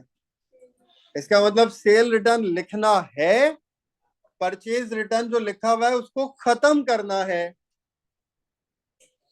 सेल रिटर्न लिखा नहीं है, उसे लिखना है. परचेज रिटर्न जो बिला वजह लिखा है उसे खत्म करना. सस्पेंस आएगा नहीं आएगा उसके बाद देख लेंगे, वैसे आएगा उसके बाद देखते हैं. नहीं, सस्पेंस आएगा, रिवर्सल नहीं होगा. ये सारे एरर्स वो होते हैं जिसमें सस्पेंस नहीं आता. जिसमें सस्पेंस आ जाए उस एरर के नाम नहीं होते. कौन से में, जो हमने ये सेल वाला, सेल ज्यादा हुई है ना, हमें कम करनी है. इनकम है, इनकम है, इनकम. इनकम कम करते हैं तो क्या होती है, debit, suspense credit. Cell return लिखे, मैंने आपको लिखा है सेल रिटर्न क्या चीज होती है, 5 में से एक्सपेंस होता है. सेल रिटर्न क्या होता है, एक्सपेंस. एक्सपेंस लिखेंगे तो डेबिट होगा क्रेडिट होगा, एक्सपेंस बढ़ता है तो डेबिट होता है. एक्सपेंस लिखा डेबिट हो गया. सेल रिटर्न लिखा हुआ नहीं था, हमने सेल रिटर्न लिखा तो हमारा एक्सपेंस बढ़ गया, डेबिट हो गया. एक बात हो गई, एक चीज ठीक हो गई, सेल रिटर्न नहीं लिखी हुई थी, लिख दी. नंबर 2, दूसरी बात, परचेज रिटर्न बिला वजह लिखी हुई है, हमें परचेज रिटर्न को क्या करना है, खत्म करना है। परचेज रिटर्न 5 में से क्या होता है यार, मैंने सब कुछ आपको लिखवाया यार, सॉल्व भी करा है। परचेज रिटर्न क्या होता है, इनकम होता है। अब हमें क्या करना है, परचेज रिटर्न को हटाना है। हमें इनकम को क्या करना है, हटाना है। इनकम को हटाने के लिए इनकम को क्या करना पड़ेगा, कम करना पड़ेगा। और इनकम कम करने के लिए डेबिट या क्रेडिट, परचेज रिटर्न भी डेबिट। सेल रिटर्न लिखा, एक्सपेंस डेबिट हो गया। परचेज रिटर्न हटाया, इनकम हटाई, डेबिट हो गया। और सस्पेंस क्रेडिट हो जाएगा 220। A payment for office expense 18 had been recorded in office expense as 81। गलती सिर्फ ऑफिस एक्सपेंस के अकाउंट में करी है, बस एक चीज में गलती है, सस्पेंस आएगा। ऑफिस कितना लिखना था, 18, ऑफिस एक्सपेंस कितना लिख दिया, 81। ज्यादा करा कम किया, ज्यादा। हमें क्या करना है, कम करना है। एक्सपेंस एक्सपेंस कम करने के लिए डेबिट या क्रेडिट, क्रेडिट। क्रेडिट करते हैं। ऑफिस एक्सपेंस क्रेडिट कितना है, 18 और 81 का फर्क 63 से कम कर दिया, क्रेडिट कर दिया। एक्सपेंस ओवर स्टेटेड है, हमें एक्सपेंस को कम करना है। कम करने के लिए एक्सपेंस को क्या करा हमने, क्रेडिट कर दिया। और डेबिट क्या हो जाएगा,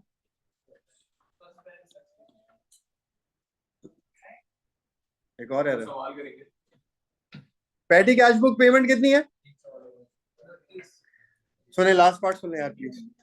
हमने पेटी कैश से मतलब सिंपल समझ ले, खर्चा किया एक हमने हमने 29 रुपए दिए सप्लायर को, पेमेंट टू सप्लायर करिए 29 रुपए की। जब सप्लायर को पैसे देते हैं तो डबल एंट्री क्या बनती है, सप्लायर डेबिट और पैसा क्रेडिट।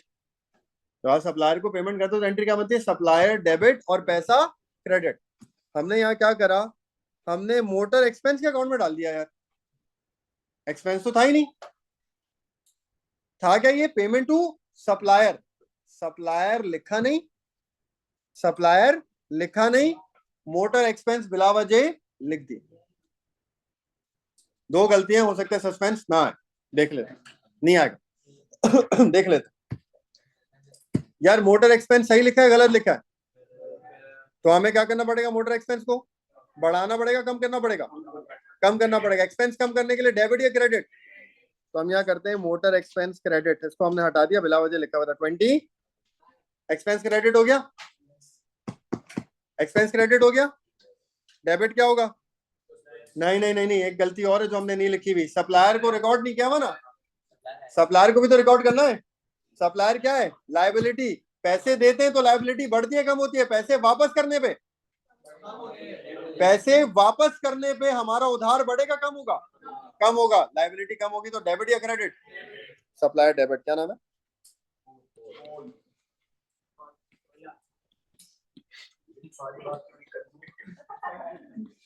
ठीक हो गया। यहाँ पे क्या करा है, सप्लायर खत्म करा डेबिट, और एक्सपेंस हटाया जो बिला वजह लिखा हुआ था क्रेडिट। इसमें सस्पेंस नहीं आएगा, डेबिट क्रेडिट पूरा हो गया ना, सस्पेंस की जरूरत नहीं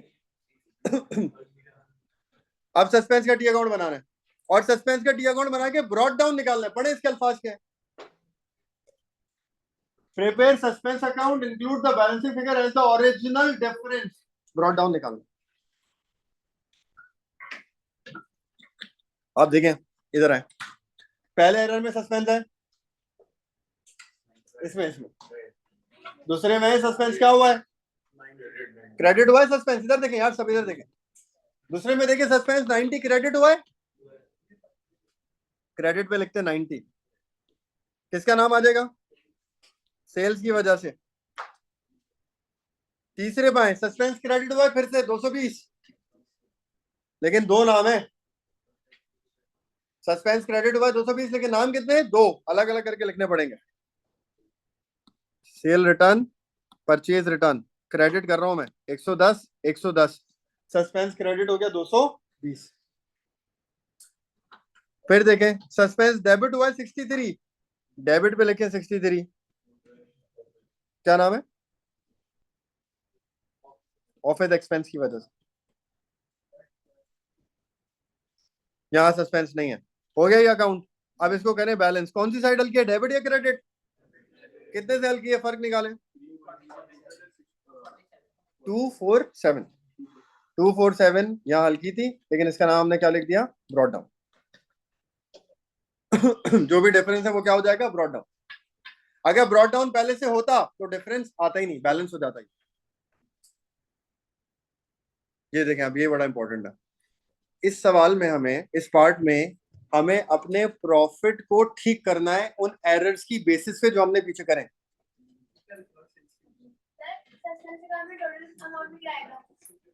क्या आ रहा है टोटल,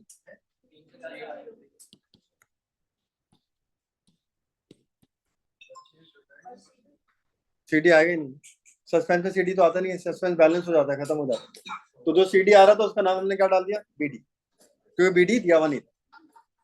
अगर बीडी होता तो फिर वो बैलेंस होता। देखिए, draw profit for the year was, error से पहले ये प्रॉफिट था हमारा, इधर देखें जल्दी से सुने, एरर्स करने से पहले ये मुनाफा था, लेकिन ये गलत है, इसमें एरर शामिल है। अब हमें एरर को ठीक करना है, हमने कर दिया एरर को ठीक। एरर को ठीक करने के बाद प्रॉफिट कितना ठीक होगा वो बताना। आ जाए इधर, सुने पहला एरर देखें। तो पहला वाला इसने करा ही नहीं, करा नहीं, सारे सारे करने, पहले वाले भाई देखें। एरर नंबर 1, प्रॉफिट को क्या चीज अफेक्ट करेगी, एसेट, कैपिटल, लायबिलिटी, इनकम या एक्सपेंस। अकाउंट में कितनी चीजें, 5। एरर भी किसमें हुआ होगा, 5। क्या है, एसेट, इनकम स्टेटमेंट में आते हैं एसेट, कैपिटल, लायबिलिटी, ये बैलेंस शीट में आती है। इनकम स्टेटमेंट में क्या आता है, सिर्फ 2 चीजें, इनकम और एक्सपेंस। अगर गलती इनकम और एक्सपेंस में है सिर्फ, तो प्रॉफिट चेंज होगा, वरना नहीं होगा, राइट। अब इधर देखें, पहली एंट्री, रेंट एक्सपेंस होता है डेबिट। एक एक्सपेंस क्या हुआ, इधर देखिए, एक एक्सपेंस क्या हुआ है, मतलब बढ़ गया है, और दूसरा एक्सपेंस क्या हुआ है, एक एक्सपेंस बढ़ा है, एक एक्सपेंस, क्या ये प्रॉफिट पे कोई असर करेंगे, एक खर्चा बढ़ा और एक खर्चा, नो अफेक्ट ऑन प्रॉफिट, तो ये 1 प्रॉफिट में नहीं आएगी। नंबर 2, सेल और सस्पेंस, सस्पेंस अकाउंट का इनकम स्टेटमेंट से कोई ताल्लुक, सेल्स का है। सेल्स हमने यहाँ पे क्या करी है, बढ़ाई है, कम करी है, सेल इनकम, इनकम क्या करी है, डेबिट, इनकम डेबिट होने का मतलब बढ़ी है, कम हुई है, कम हुई है। इनकम कम होगी तो प्रॉफिट, आपकी कमाई कम होगी तो आपका मुनाफा, मैं यहाँ पे लेस कर रहा हूं, सेल्स की वजह से मुनाफा कम हो गया, कितना था, समझ में आई बात। सस्पेंस तो प्रॉफिट को अफेक्ट ही नहीं करेगा, सस्पेंस का प्रॉफिट से कोई ताल्लुक नहीं है। सेल्स करेंगी, सेल्स क्या है, इनकम, इनकम क्या करी हमने, डेबिट, इनकम डेबिट करने का मतलब हमने इनकम को क्या करा है, कम किया, इनकम कम होगी तो मुनाफा भी हो गया। नेक्स्ट क्या है, सस्पेंस का कोई काम नहीं है, सेल रिटर्न और परचेज रिटर्न, ध्यान से, ये ध्यान से सुनो। सेल रिटर्न क्या चीज होती है, सेल रिटर्न क्या चीज होती है, क्या हो रहा है ये सेल रिटर्न, डेबिट, एक्सपेंस क्या हो रहा है, डेबिट, एक्सपेंस डेबिट होने का मतलब बढ़ रहा है, कम हो रहा है एक्सपेंस, एक्सपेंस बढ़ेगा तो प्रॉफिट,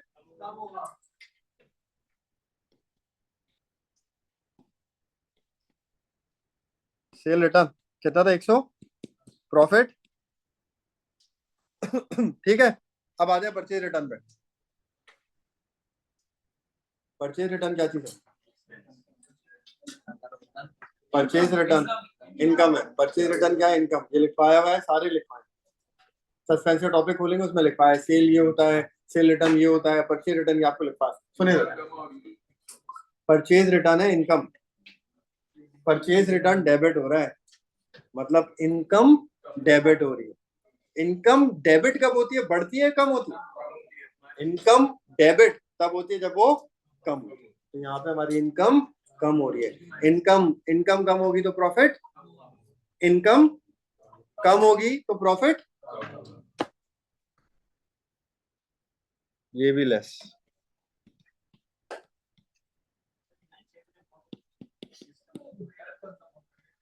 अभी सवाल खत्म कराना तो आखिरी पार्ट रह गया, ये सवाल नेक्स्ट में देखें, सस्पेंस का कोई इफेक्ट नहीं है, ऑफिस एक्सपेंस, एक्सपेंस क्रेडिट हुआ यहाँ पे, एक्सपेंस क्रेडिट होने का मतलब एक्सपेंस बढ़ रहा है, कम हो रहा है, एक्सपेंस एक्सपेंस क्रेडिट का मतलब एक्सपेंस खुद क्या हो रहा है, एक्सपेंस क्रेडिट का मतलब एक्सपेंस कम हो रहा है, एक्सपेंस यानी कि खर्चा कम हो रहा है, खर्चा कम होगा तो प्रॉफिट ये ऐड होगा।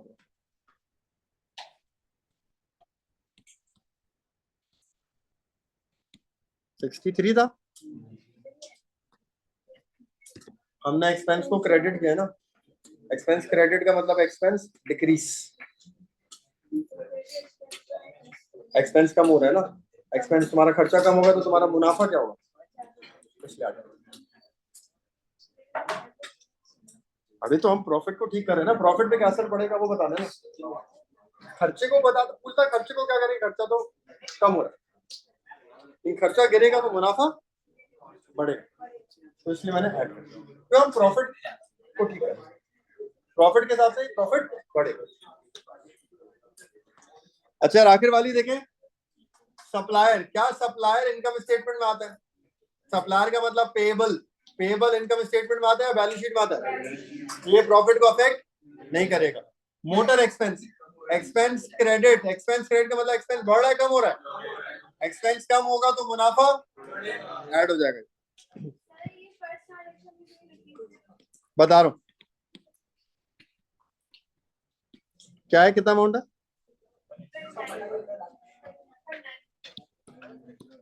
अब बताओ क्या कह रही हो, फर्स्ट वाली इसके लिए, फर्स्ट में एक एक्सपेंस क्या हो रहा है और एक एक्सपेंस क्या हो रहा है, ओवरऑल इफेक्ट। अब प्रॉफिट बताएं कितना हो गया टोटल, गाइस दोबारा सुने, इधर देखें प्लीज,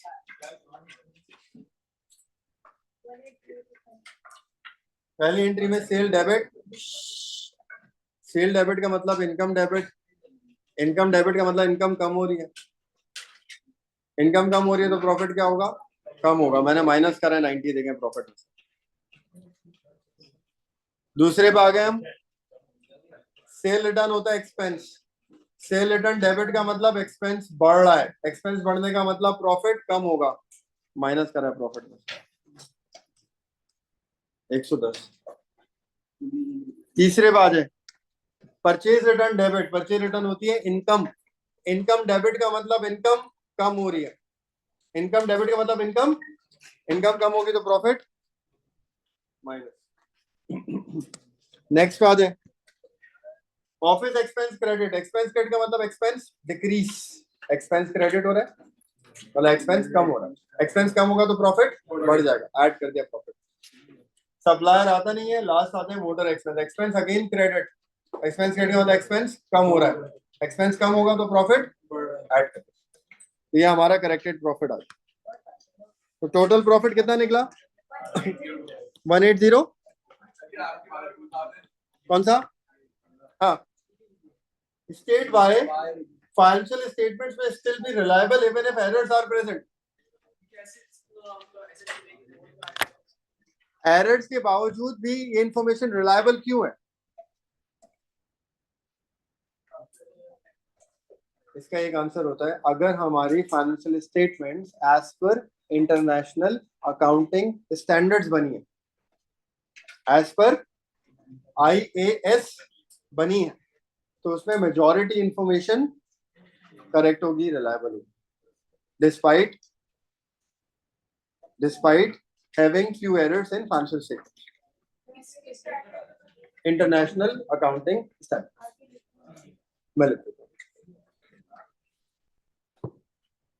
एक सेकंड, एक second,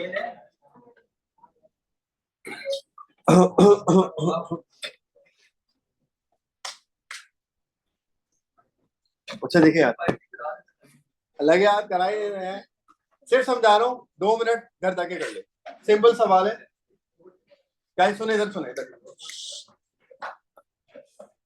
all sales are on cash, guys सारी की सारी सेल, स्माइल, सारी सेल कौन सी है, कैश सेल है, और सारी परचेजेस क्रेडिट है।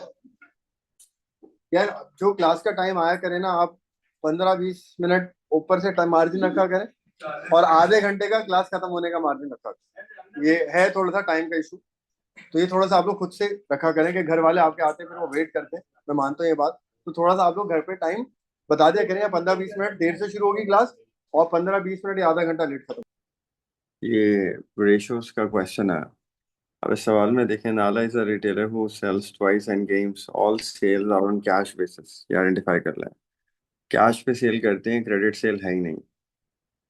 And purchases are on credit, और परचेजेस क्रेडिट पे होती हैं। She has provided the following information.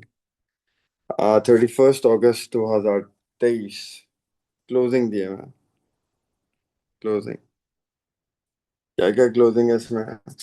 Inventory closing, bank closing, payable closing और कैपिटल। और इस साल क्या क्या हुआ है? इस साल की सेल्स हैं जो कि वो बता चुके हैं, सारी की सारी कौन सी सेल करता है, ये कैश सेल करता है। परचेजेस हैं, सब क्रेडिट परचेजेस हैं और एक्सपेंस है। ओपनिंग इन्वेंट्री दिया हुआ है।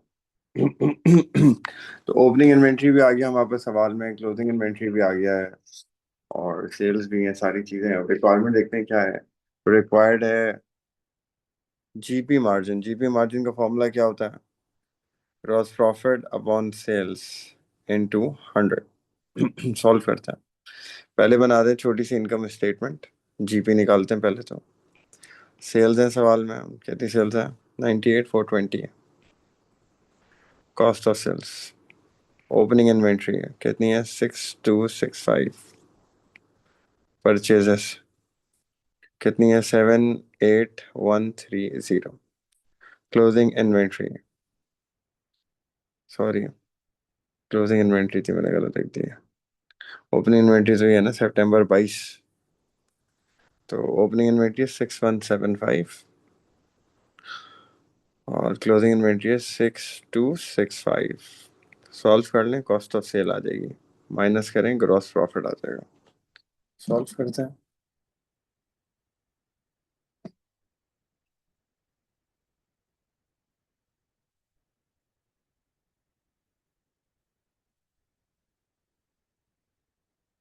Six one seven five plus 78130 minus 6265, 78040 cost of sale. Minus करते हैं ऊपर 98420 से 20380। जीबी कितना है? 20380 डिवाइड बाय सेल्स 98420 इंटू 100। ये जीपी मार्जिन आ जाएगा। 98420 मल्टीप्लाई बाय 100, 20.7%। प्रॉफिट मार्जिन पे आ जाता है। ये क्या होता है? Net profit divide by sales into 100 is equals to. Net profit देखें, जीपी के बाद हमें क्या लिखना है? अदर इनकम तो है नहीं, एक्सपेंस हम माइनस करते हैं। एक्सपेंस में क्या है? ये दिए हुए 11,325 के एक्सपेंस है, माइनस करें प्रॉफिट आ जाएगा 20380 माइनस 11,325, 9055 का प्रॉफिट है। सही। एक सेकेंड रुकिएगा जरा।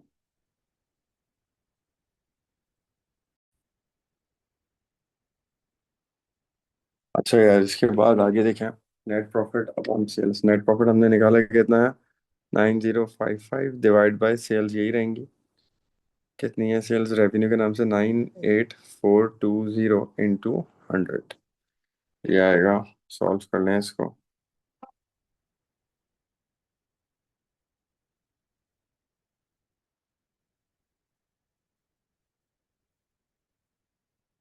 9.2% आ रहा है। नेक्स्ट पे आ जाए, return on capital employed. Return on capital employed is net profit divide by capital employed into 100। सही ना? नेट प्रॉफिट को किससे डिवाइड करते हैं? कैपिटल एम्प्लॉयड से मल्टीप्लाई बाय 100 करते हैं। अब इस सवाल में आप देखें, नेट प्रॉफिट हमने निकाला हुआ ऊपर इनकम स्टेटमेंट बनाकर। कितना आ रहा है? 9055। कैपिटल एम्प्लॉयड आपको ये दिया हुआ सवाल में, कैपिटल के नाम से। लॉन्ग टर्म लोन होता तो इसमें ऐड कर देते, लेकिन नहीं है तो बस यही कैपिटल ले लेंगे। 1,25,000 इंटू 100, तो ये आ जाएगा। करेंगे 7.24%। Rate of inventory turnover, cost of sales divide by average inventory. Cost of sale हमने निकाली, ये देखें कॉस्ट ऑफ सेल्स ये रही ना, ओपनिंग परचेज और क्लोजिंग करके जो निकाली है कॉस्ट ऑफ सेल्स है कितनी है, 78040, 78040 divide by average inventory. Average inventory के लिए क्या होता है, opening plus closing divide by 2। अब आप यहाँ देखें सवाल में ओपनिंग कितना है, 6265 क्लोजिंग है, ओपनिंग क्या है 6175 है,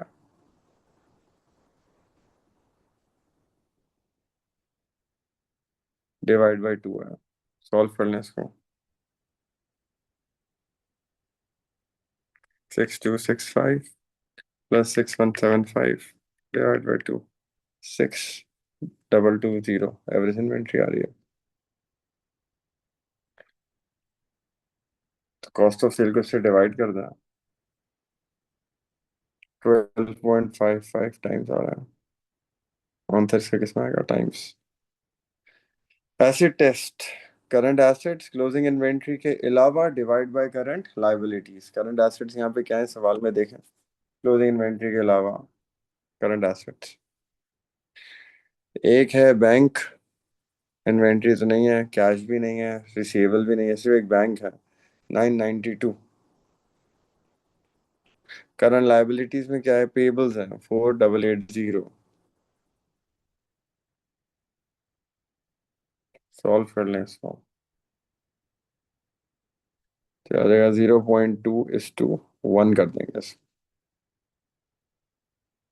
ठीक है, ये आगे सारे रेशियोज, आगे पढ़ते हैं। Nala increase her advertising expenses over the year, ये बढ़ा दी एडवर्टाइजिंग, ठीक है, and sells at a lower price than her nearest competitor, selling price भी कम कर दी, यानी कि एडवर्टाइजिंग का खर्चा बढ़ जाएगा, सेल्स बढ़नी चाहिए इससे। सेलिंग प्राइस कम कर दी है, सस्ता बेच रही है तो भी सेल्स क्या होंगी, बढ़ेंगी, सस्ता बेचेगी तो ज्यादा बिकेगा ना। This was resulted in selling her inventory faster than competitor, यानी कि फास्टर का मतलब ज्यादा बिक रही है, जल्दी जल्दी बिक रही है, सेल्स बढ़ गई हैं। And her nearest competitor buy inventory at the same prices. Nala is pleased with her results. Excel and Y should not entirely pleased. Number 1, advertising increase, आप पूरी स्टेटमेंट बना के लिखेंगे, मैं सिर्फ आपको सब लिख रहा हूँ। Increase in advertising would increase sales as her inventory is selling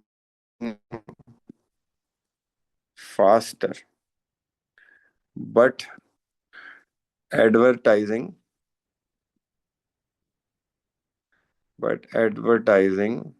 expense would also increase, resulting in profit कम होगा। लेकिन सेल्स ज्यादा होने की वजह से प्रॉफिट बढ़ेगा भी। लेकिन सेलिंग प्राइस रही है, सेलिंग प्राइस कम होती है तो जीपी मार्जिन क्या हो जाएगा, जीपी मार्जिन वुड डिक्रीज। ये बातें लिखी हैं, मतलब सेल्स तो ज्यादा हो रही है, अच्छी बात है, मार्केट शेयर बढ़ रहा है, लेकिन एडवर्टाइजिंग का खर्चा भी तो बढ़ रहा है, प्रॉफिट गिर सकता है। और जीपी मार्जिन, सेलिंग प्राइस कम होने से मार्जिन कम होता है, ये बात। Nala is planning to expand her business and take out a bank loan to finance the expansion. Expand करना चाह रही हो, बैंक लोन लेना चाह रही है एक्सपेंशन को फाइनेंस करने के लिए, एक्सपेंशन में पैसा चाहिए होगा ना, बैंक लोन लेना चाह रही है। The loan would be repayable, 5 साल के बाद लोन वापस करना है। Advice whether she should obtain a bank loan और नॉट। 2 पॉइंट्स बता दें बैंक लोन के फेवर में, 2 पॉइंट्स बता दें बैंक लोन के अगेंस्ट, और फिर आप अपनी एडवाइस कर दें। मेरे ख्याल से नंबर 1, बैंक लोन की वजह से क्या होगा, इंटरेस्ट वुड इंक्रीज, जिसकी वजह से क्या होगा, एक्सपेंस बढ़ जाएगा, एक्सपेंस बढ़ने की वजह से क्या होगा, प्रॉफिट कम हो जाएगा। ये पूरी जुमला बना के लिखेंगे आप, सही है, मैं आपको सिर्फ पॉइंटर फॉर्मेट में बता रहा हूँ, आप पूरी स्टेटमेंट लिखेंगे। Number 2, loan has to be repaid, loan के पैसे वापस देने होते हैं, ड्रॉबैक। फायदा क्या है?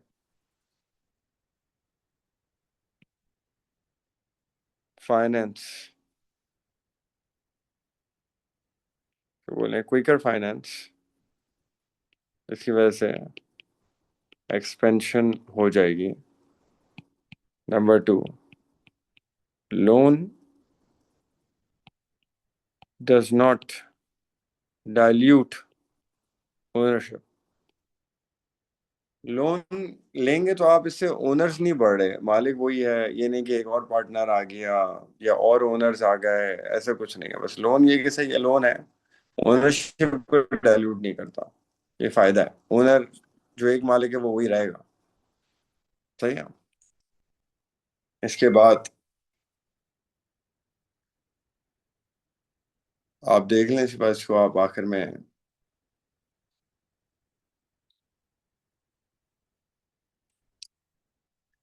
एडवाइस कर दें, कुछ भी एडवाइस कर देना इसको।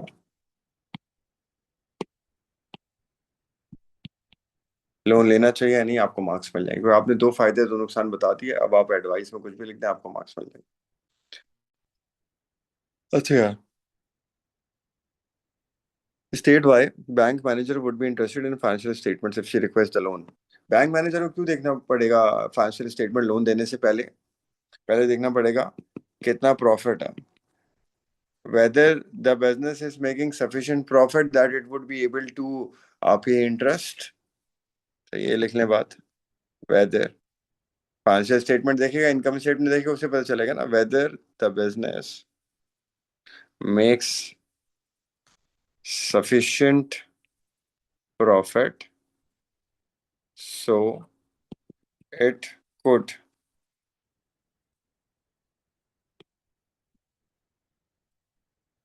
pay interest, whether the financial position, asset or liabilities of the business is strong enough so it could repay the loan। इतनी स्ट्रांग है कि उधार भी वापस कर सकती है या नहीं। तो इन 2 चीजों को देखने के लिए वो क्या करेगा, इनकम स्टेटमेंट बैलेंस शीट देखेगा और उससे बिजनेस को जज करेगा कि बिजनेस इतना स्ट्रांग है या नहीं कि वो अपना लोन पे ऑफ कर सकता है, इंटरेस्ट टाइमली दे सकता है। तो हम इनको लोन दें वरना हम ना दें।